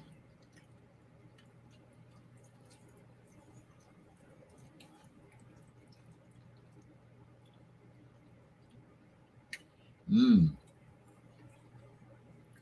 Glad I didn't have any salt in it. And that's just it. They don't cook with salt, which is a good thing. They don't cook with salt.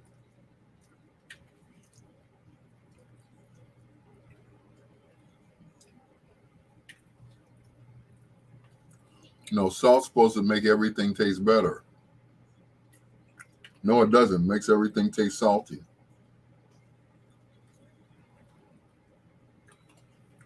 And salty is not a flavor. It's just salt. My grandmother always used Lowry seasoned salt, because, Her and my granddad, they were both, diabetic and everything else, high blood pressure. It runs in the family.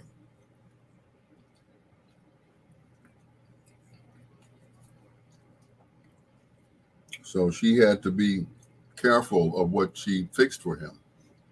Yeah. MSG is the same thing. But you can request them not put MSG in your food.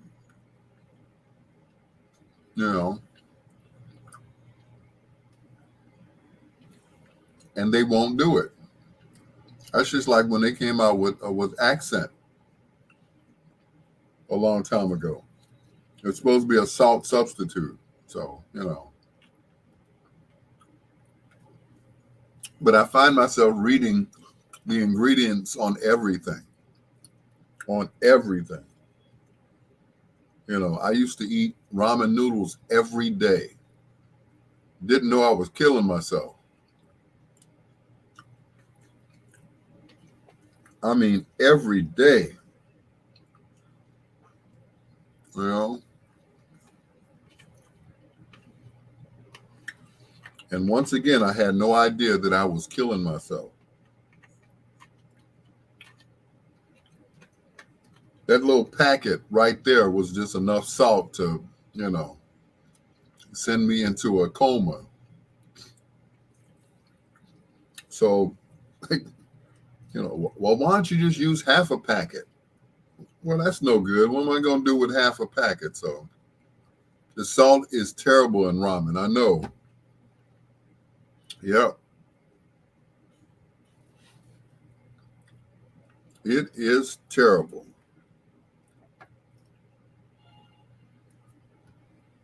It's Foreplay with Al Greer on Bedtime Stories.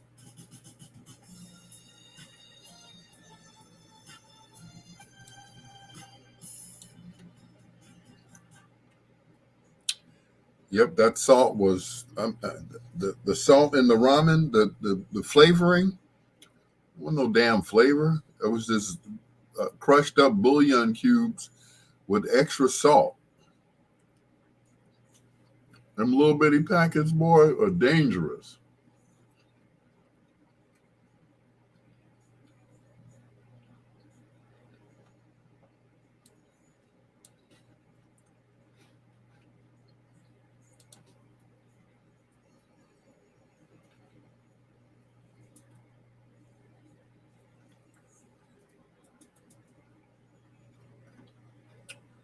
Yep, them little salt packets were small but deadly.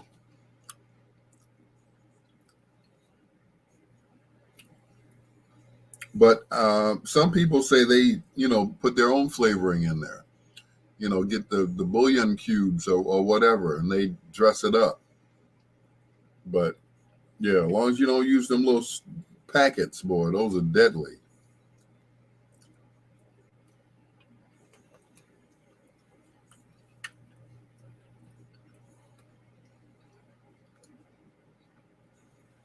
What'd you say? Damn autocorrect. I know, right? We know exactly what you mean.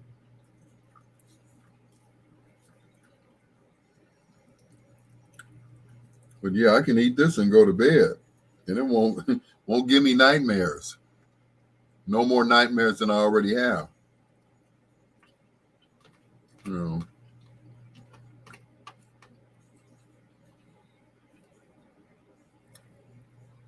I think I have. I've gotten so used to having nightmares, they just don't bother me anymore.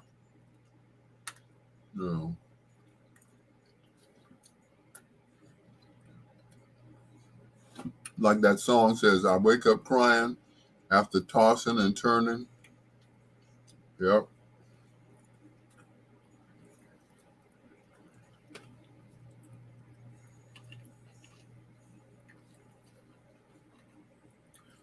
And the dreams are always about my wife. And they're always nightmares. It's crazy. Oh well, it is what it is. I have really bad nightmares when my lupus is acting up. Ooh. I could imagine. I could only imagine. I mean, to be in that kind of pain, you know. What are you saying, Ronnie? Ronnie, yo, Ronnie. What are you saying, Ronnie? Huh?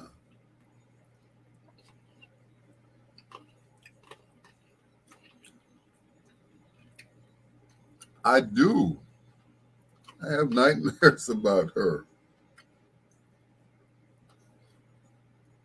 all the time. I mean, it seems like every night, you know, it's like, okay, here I come, baby. Let me go to sleep.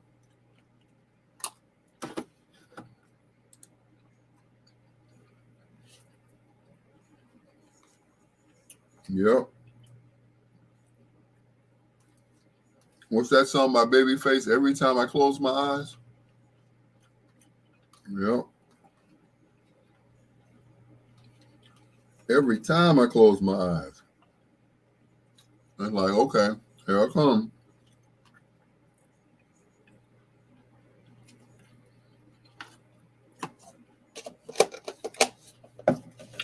Here comes another bad night's sleep where I'm going to wake up in the middle of the night, boo-hooing.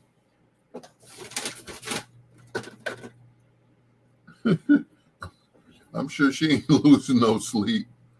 That's the first time that I have it. It's acting up. Then the pain sets in. Ooh.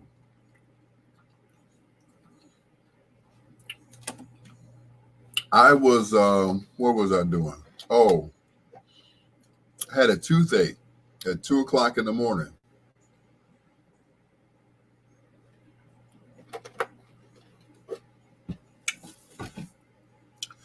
Thank God for a leave. Yeah. A leave knocks it right out.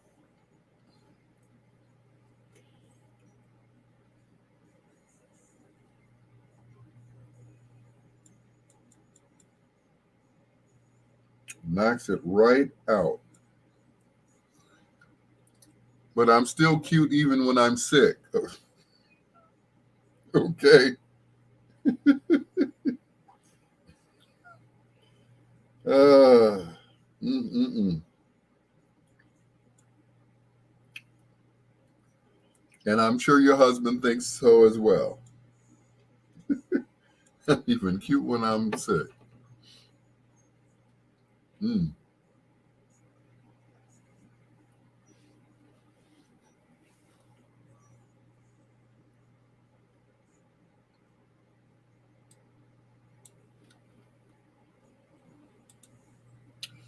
I hear you.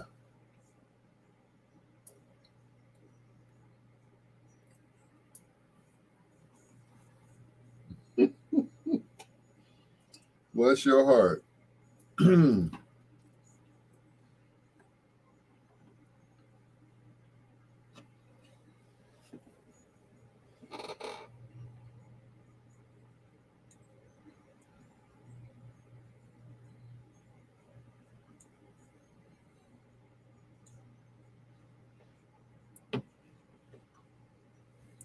You're lucky Lady G is not here.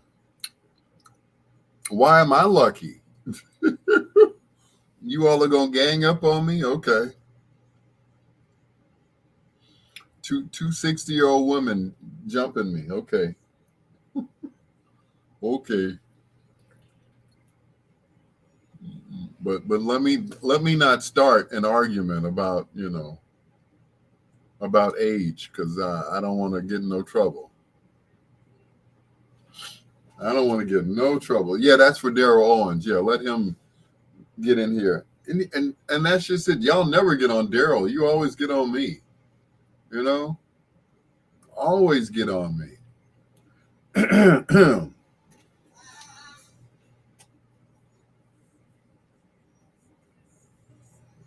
Bye, pretty baby.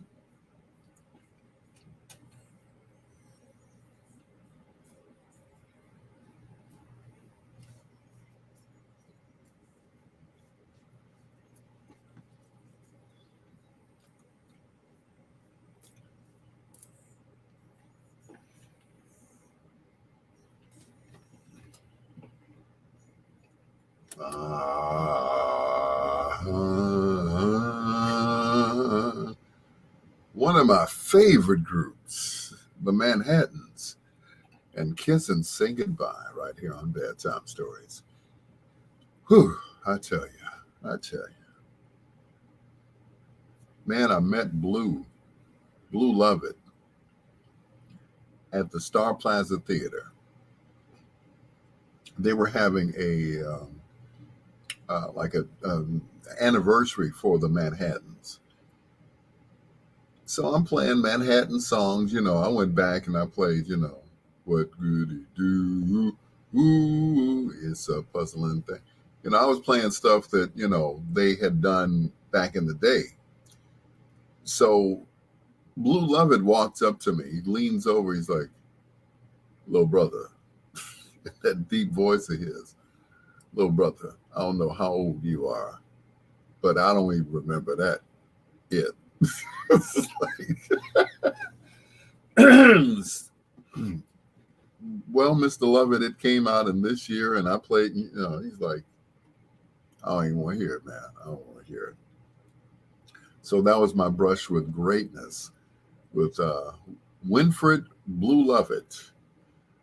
Of course, he was the choreographer of the group, as well as the guy who, picked out all their costumes. And he was always sharply dressed, whether they were, on the album cover dressed or not. He,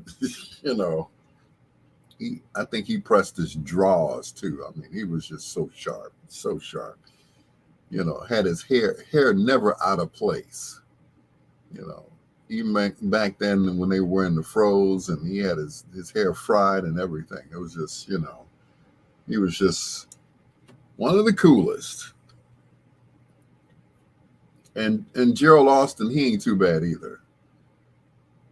4 plus 1 more from the Manhattans. That's Not Part of the Show on Bedtime Stories with your peanut butter brother, Dr. Al Greer.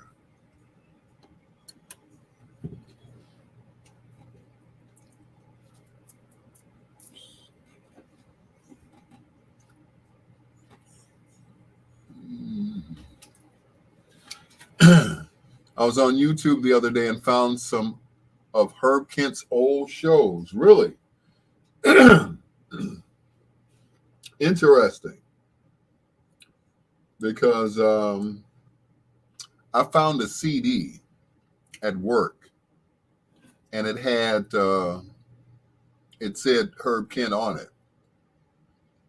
So I'm just assuming that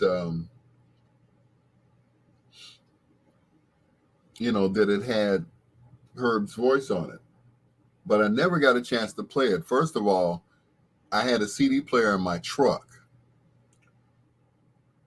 So unfortunately, I don't have the truck anymore, so I can't play it. But, I can play it on my computer or the computer at work. And I just never got a chance to play it. So it's just sitting there. Because as you all know, that, Herb was my mentor, along with Richard Pegee and, so on and so forth. But I never got a chance to hear it. But, maybe I have to bring it home so I can listen to it on my computer. So, yeah, but Herb was one of the best. He was. And I got a chance to, speaking of Herb, on Saturday I did Richard Steele's birthday party. And Richard introduced me. I wasn't expecting, him to introduce me, but he said, and this is Al Greer back here, sitting behind him, DJing. And he said, and Al Greer does a great impersonation of Herb Kent. He said, Al, could you do a little Herb Kent for us? Like I was Rich Little or something. I'm like, okay, I'm going to turn around and turn back around. I'm Herb Kent, right? So I grabbed the mic, went into Who is this Herb Kent anyway? I don't know what you're talking about. I don't sound like a Herb Kent. Oh, we talked you up, Daryl. It's a love song, yes. And everybody in the room got silent. It was so surreal. Like, everybody just like, oh my God. And they just froze. Nobody clapped. Nobody did anything. It's just, I met Herb at a club. He would DJ Steppers music in Harvey on the 147th and Woods.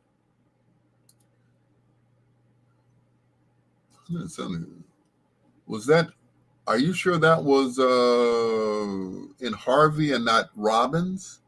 Because I remember taking him to, where did I take him? I used to take him to Manny's Blue Room in Robbins, Illinois.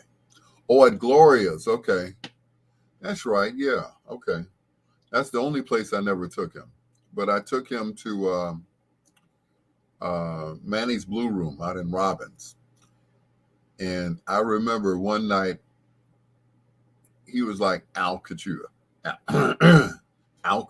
play a few songs for me? I'm going to go to the bathroom. I'll be back.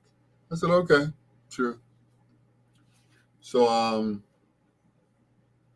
he went to the bathroom, right? And I started playing, Arnie's, thank you. So, he took a little while coming back. And the owner came up to me and asked me, did I want a night at the club? I'm like, sure, yeah, I sure would. I love, He said, well, you can have Herb's night. I said, huh? No, I don't want Herb's night. Oh, I can't take a job from Mr. Kent. Are you kidding me? Yep. Catherine wants to whoop me. Ken said, I heard that story. You heard that story? Yep. But Herb came back and I said, yeah, the manager, he wanted to, he offered me a job. He said, oh, he did? I said, yeah, he offered me your night. You didn't take it, did you? I said, no, I would never take a job from you. And it's always been like that. I never took a job from Herb. Now, once he passed, I did take over at St. Philip Neri. And that was it. But I would never take a job away from him. So that's it. Ken Watlington, what's going on, Ken? So, no, I would never take a job away from him.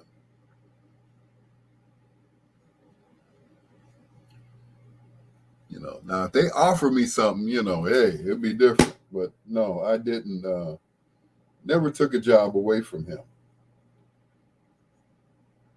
Because I knew that would be bad luck. That would be bad karma to take a job from my mentor.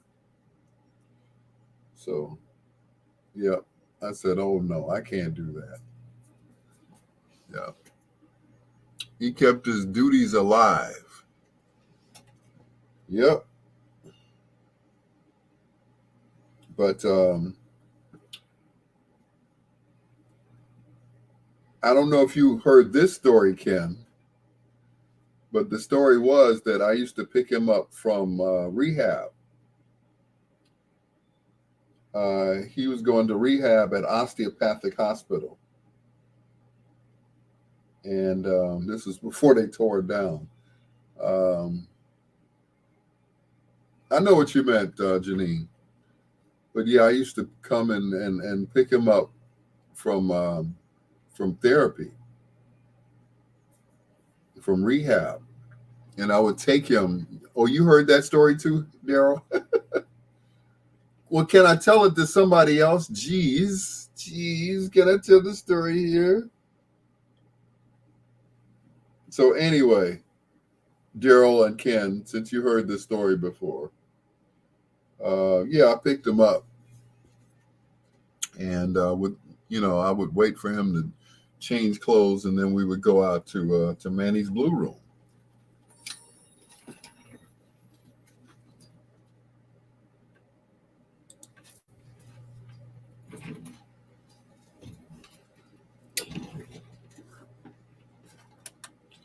The Four Tops and Just Can't Walk Away, right here on Bedtime Stories. Mm-mm. Queen Janine said her fingers are cold tonight. Huh? Oh, it must be the lupus. Okay. Daryl wants to hear this. You know I can't play that song, Daryl. Straight effing. No, I'm not going to play that.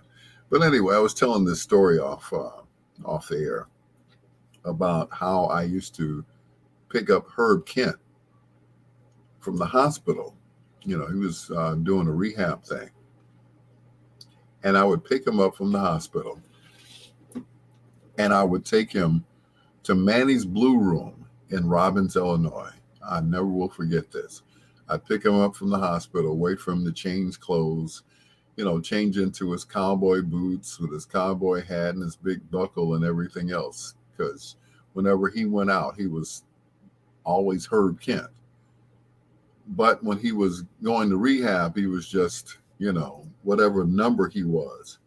But I would always pick him up and take him to wherever he had to go. And one night I took him to Manny's Blue Room.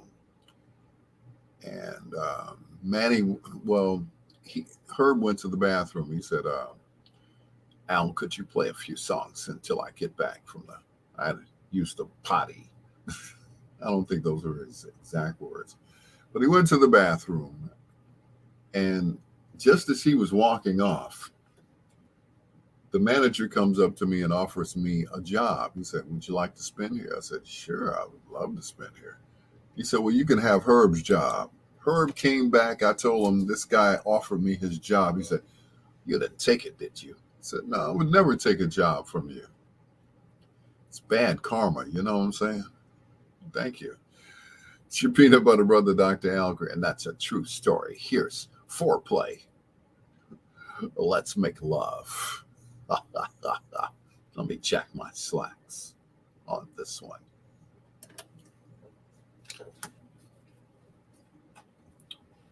So,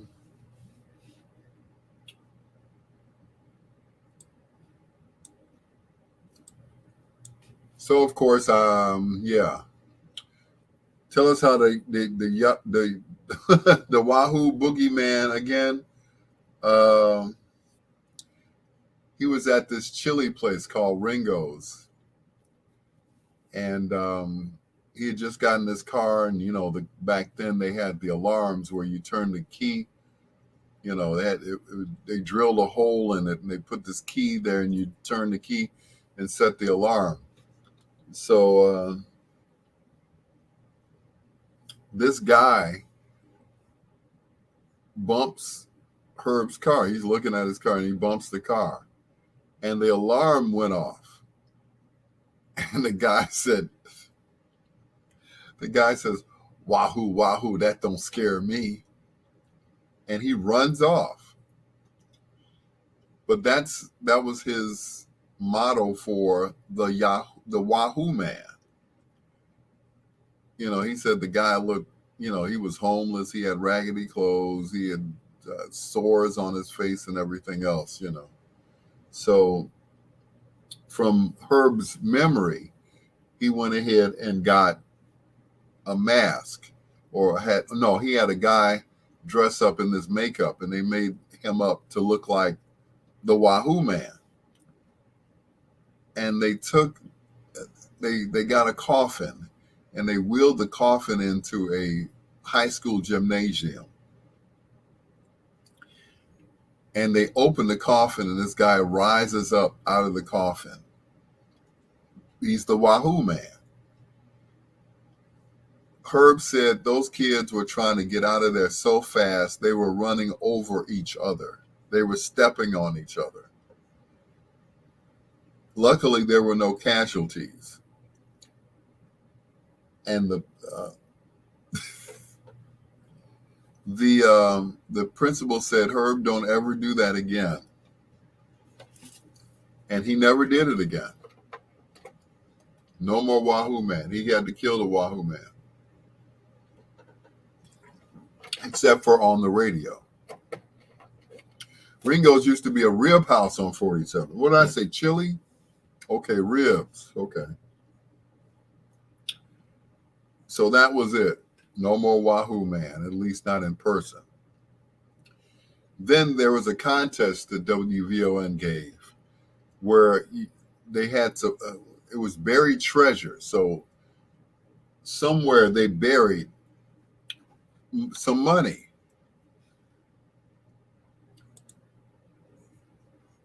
And the money was supposed to be somewhere in Washington Park. Well, people went out to Washington Park looking for this money and where it was buried. And they said that they dug up the park so badly that WVON could no longer have any more contests like that.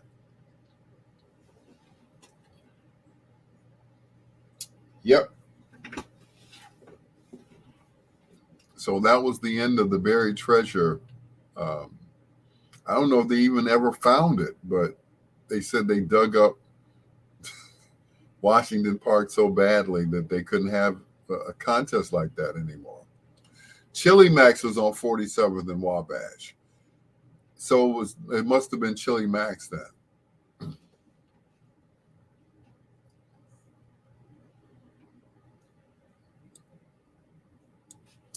So that was it. That was the end of the contest. And there's a reason why every station's phone number starts with 591. Here's the deal. Back in the day, all of them had like regular phone numbers, right? But they had to come up with a prefix that no one else had because, you know, everybody would call the radio stations and they would jam the lines up. So they had to come up with a specific prefix for all of the radio stations. And that started with WVON. Their first number, and I never will forget it, their request line /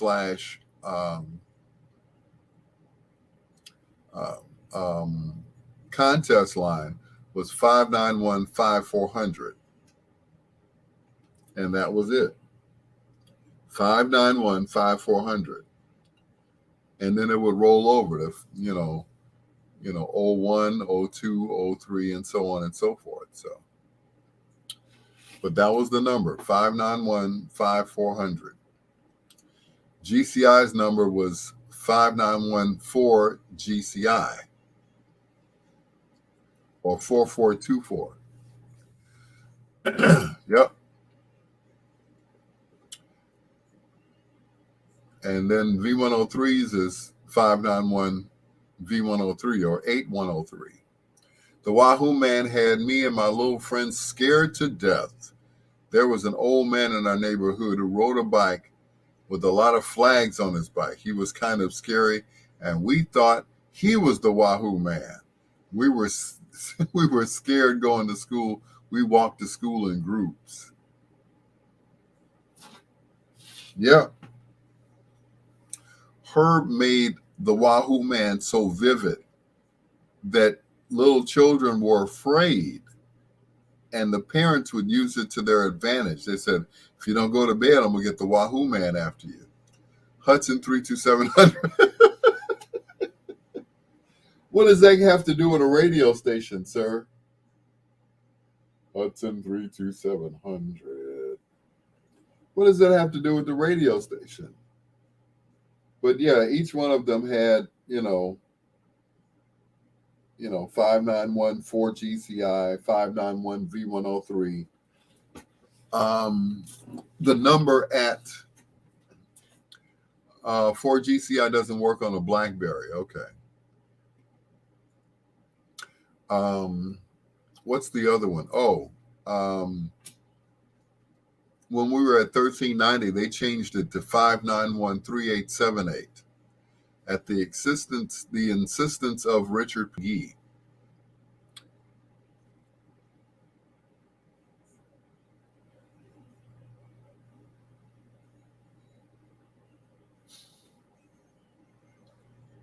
777-9311. Okay, thank you. I'm going to see if I can get that number. Wouldn't that be cool if that was my actual phone number? I'm going to see if I can get it, either in 312 or 773. But anyway, and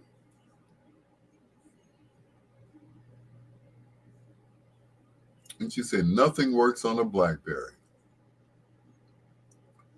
It used to scare me to death. My sister used to scare the hell out of me and my brother with the Wahoo Man. Oh, yeah. Yep. He was, they say radio was the theater of the mind. Well, he really, Lady Beechwood 45789. What about 6345789? That's my number.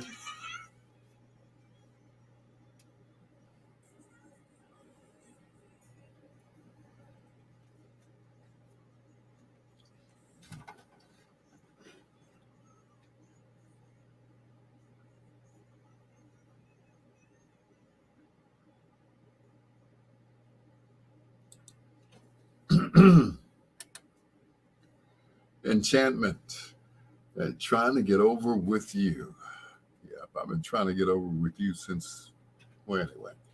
It's your Dr. Al Greer. This is Bedtime Stories, the show designed with the lovers in mind, where we put you to bed, but never to sleep, with the greatest love songs of all time.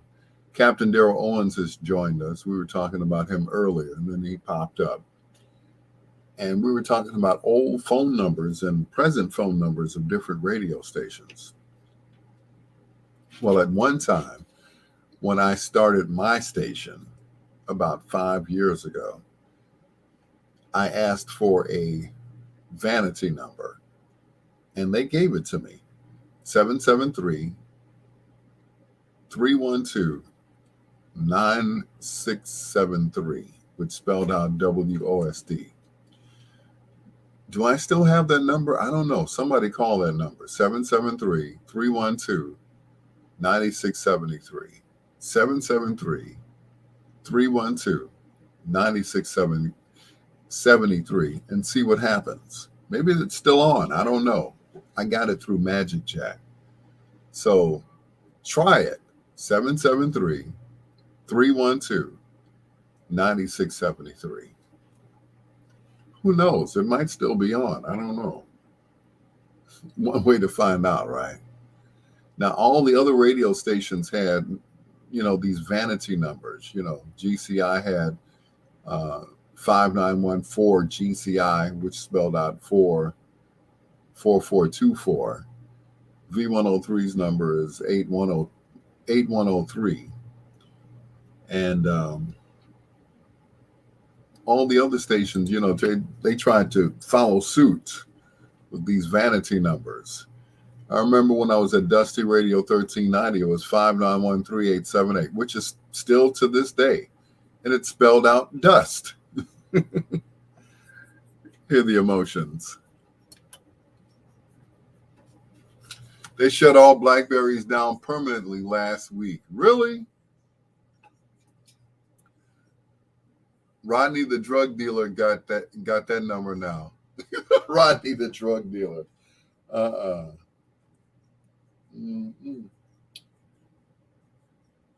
I remember who had a Blackberry?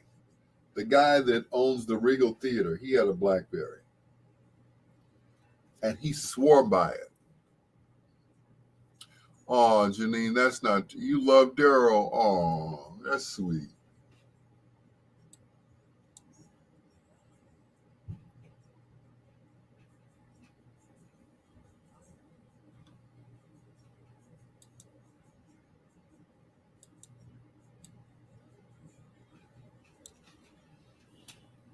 And here comes the alarm.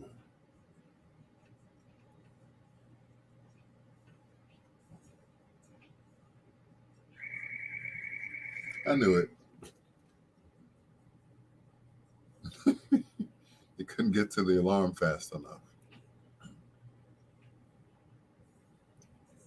Mm-mm.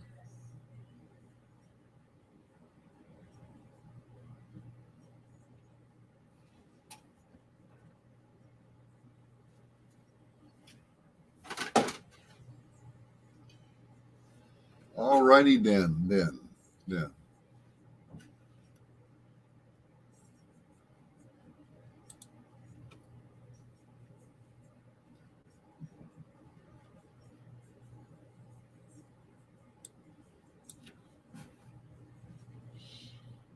Rodney the drug dealer. Mm-mm.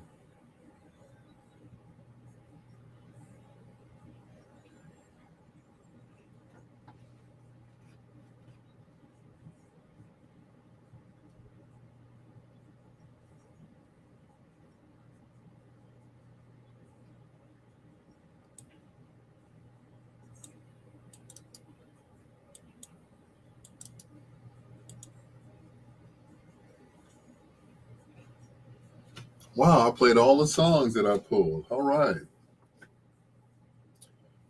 Okay, Janine and Daryl, what's going on? Y'all got something going on or something? Tell me. Mm-mm. What y'all got going on, huh? Mm-hmm.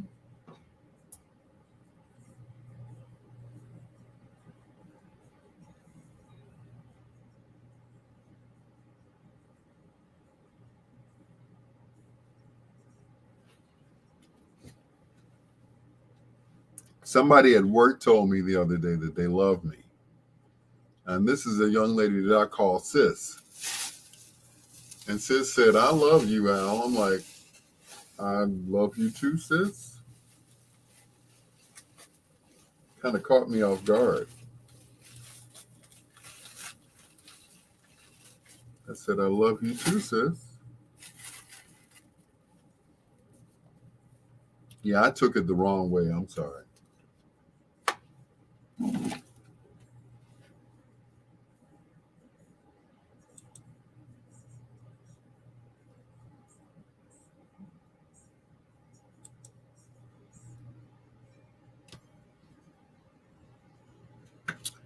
Yep, kind of caught me off guard, you know.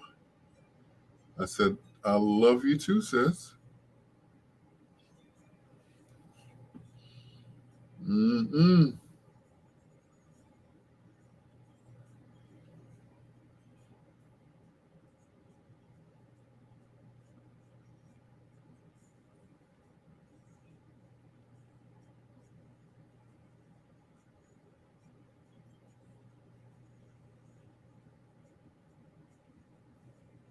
Feeling a little better now. I took a pain pill. Yeah, that always works. Like I said, that Aleve always does it for me when I have a toothache.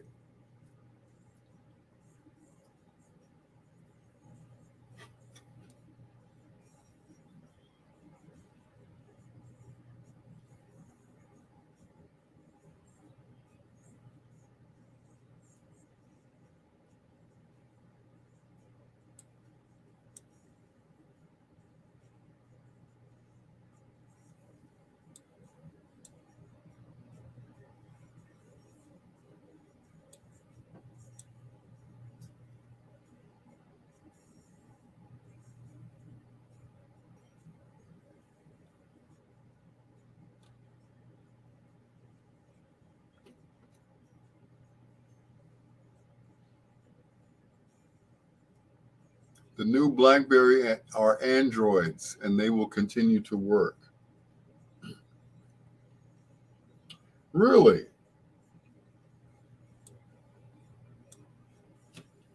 I might have to give me a BlackBerry. You know, when they first came out, everybody swore by them. And then Apple came out with their phones, and they're like, I'm going to ditch the BlackBerry and get me a Apple. Mm.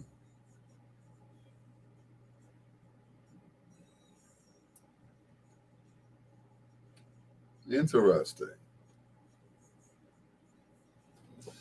Janine said, I love Daryl Owens as a listening friend. He's very entertaining. Lady G said, I'm still woozy, though. Oh. I got something to wake you up. You know I'm only 7 minutes away from you. I'll wake you up. Anyway. Won't need no pain pills.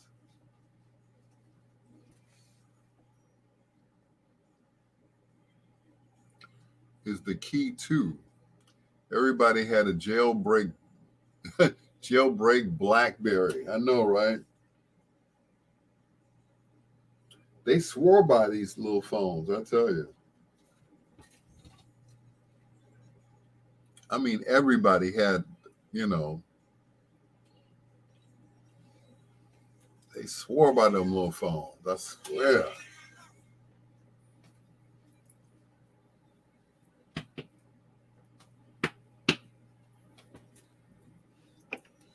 Wish you were here.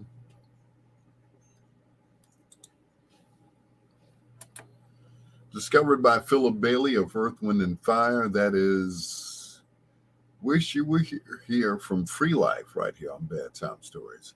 With your peanut butter brother, Dr. Al Greer. Thank you so much for staying up with me, especially Lady G. She was in pain earlier. She took one of them pain pills.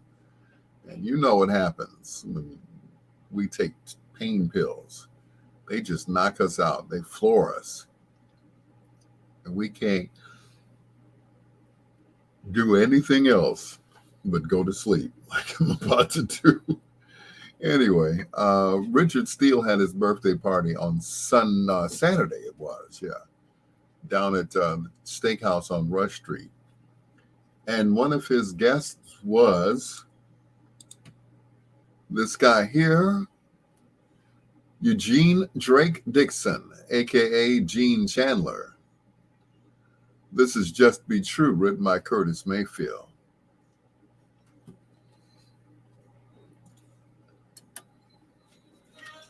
You said them little keys was too small for my big fingers. No comment, Ken. Oh.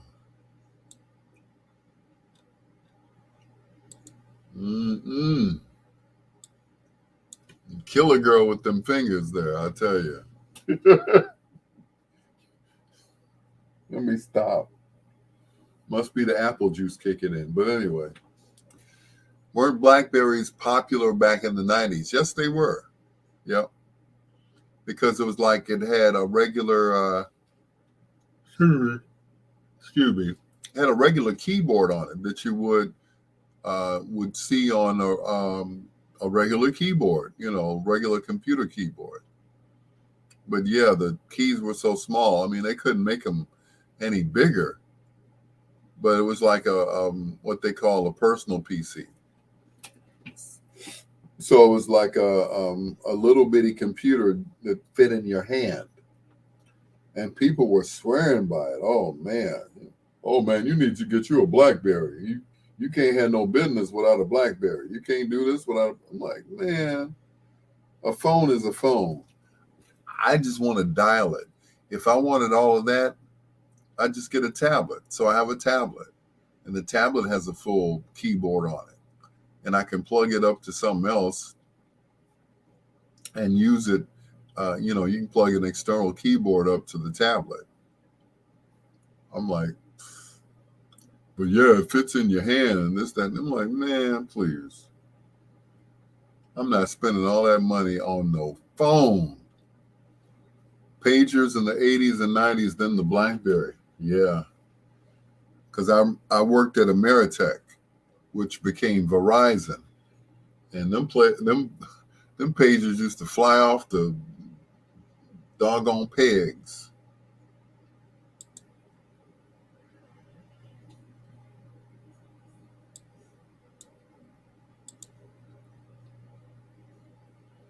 Yep. BlackBerry Messenger BBM is now WhatsApp. Okay.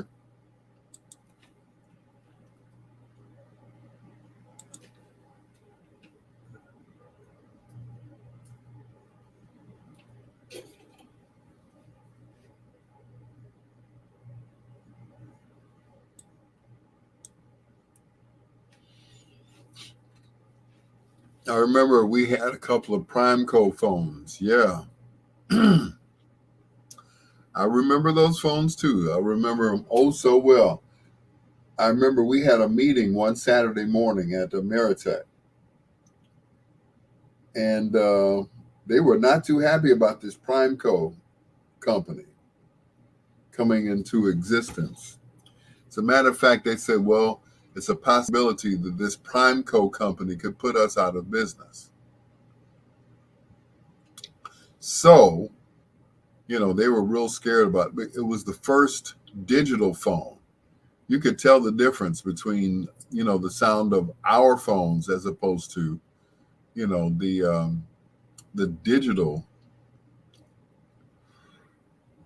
Oh, so sleepy. Excuse me. The digital Primeco phones. The only drawback was if you didn't pay your bill, they would turn your phone off automatically. Sometimes in mid-sentence, in mid-call, they would turn it off. They're like, you done. I'm not done yet. No, you're done now. You are done.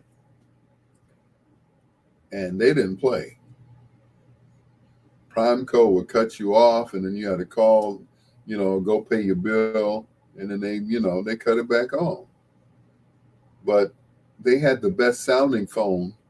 The only thing is they only had one phone, and that was you flip the earpiece up to answer it. They had one phone. Ameritech / Verizon, we had a variety of Motorola phones. We had 6 of them. You had a flip phone. Then they came out with one where you didn't have to flip. Then they came out with another one that fit in the palm of your hand. Then they came out with the StarTech. Well, the StarTech had a battery time of about 8 hours and a standby time of 12 hours. Anyway, well, that's that time, everyone. Good night, everyone. Stay healthy and sleep well. Thank you. Yeah, they had the different chirp tones and all of that stuff, which our Ameritech / Motorola phones only had several ringtones to it, But with the beepers, you could change the tone of the beeper and everything else. But that was a big deal back then. That was a big deal. But the Primeco phones, they only had one phone. That was it. One phone. And that's all they needed was that one phone. Everybody was getting that one phone. Like I said, Ameritech had a variety of them, thanks to Motorola. So, yeah. What's going on with y'all? Good night, beautiful. Oh, my goodness. What's going on here? I feel like Chuck Woolery. Y'all made a love connection. But anyway. Oh, Nokia was a popular brand for a while. Nokia phones, we never sold any Nokia phones at Ameritech. Nokia was strictly for Cell One. Remember Cellular One? Well, they were the only ones that carried Nokia phones. We carried Motorola phones exclusively. So that was it. We didn't care nothing else until later on. And then they started branching off and getting other phones. But it was Motorola phones, Motorola pagers. That was it. Right down to the flip phones, the brick phone, and the bag phone. That was all Motorola. That was it.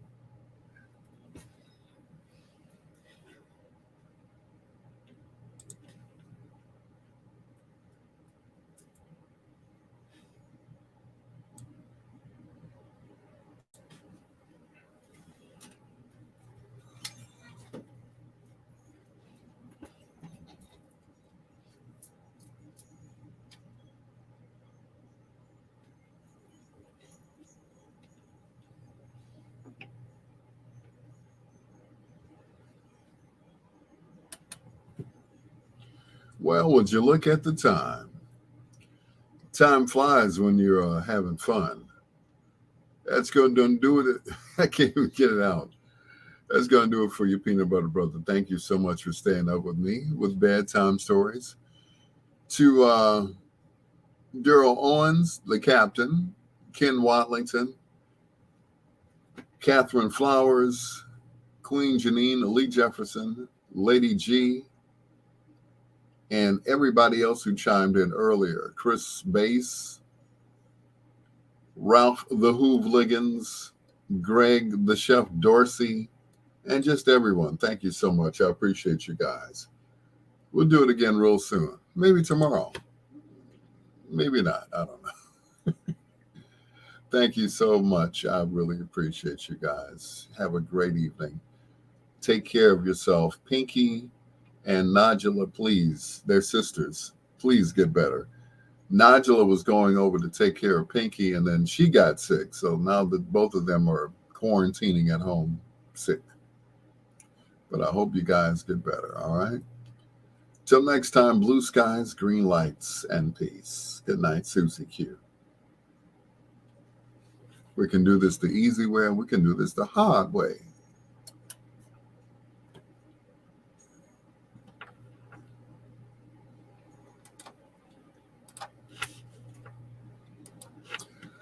All right. Thank you very much. Brick phone. Oh, she's got a brick. Da-na-na-na. Phone. Catherine. I holla. I holla. Oh, I forgot my sister, Angie. Angie Martin Turner. Thank you so much. Ken, thank you. Everybody else feel better, Lady G. And I holla. Good night. And may God bless you real good.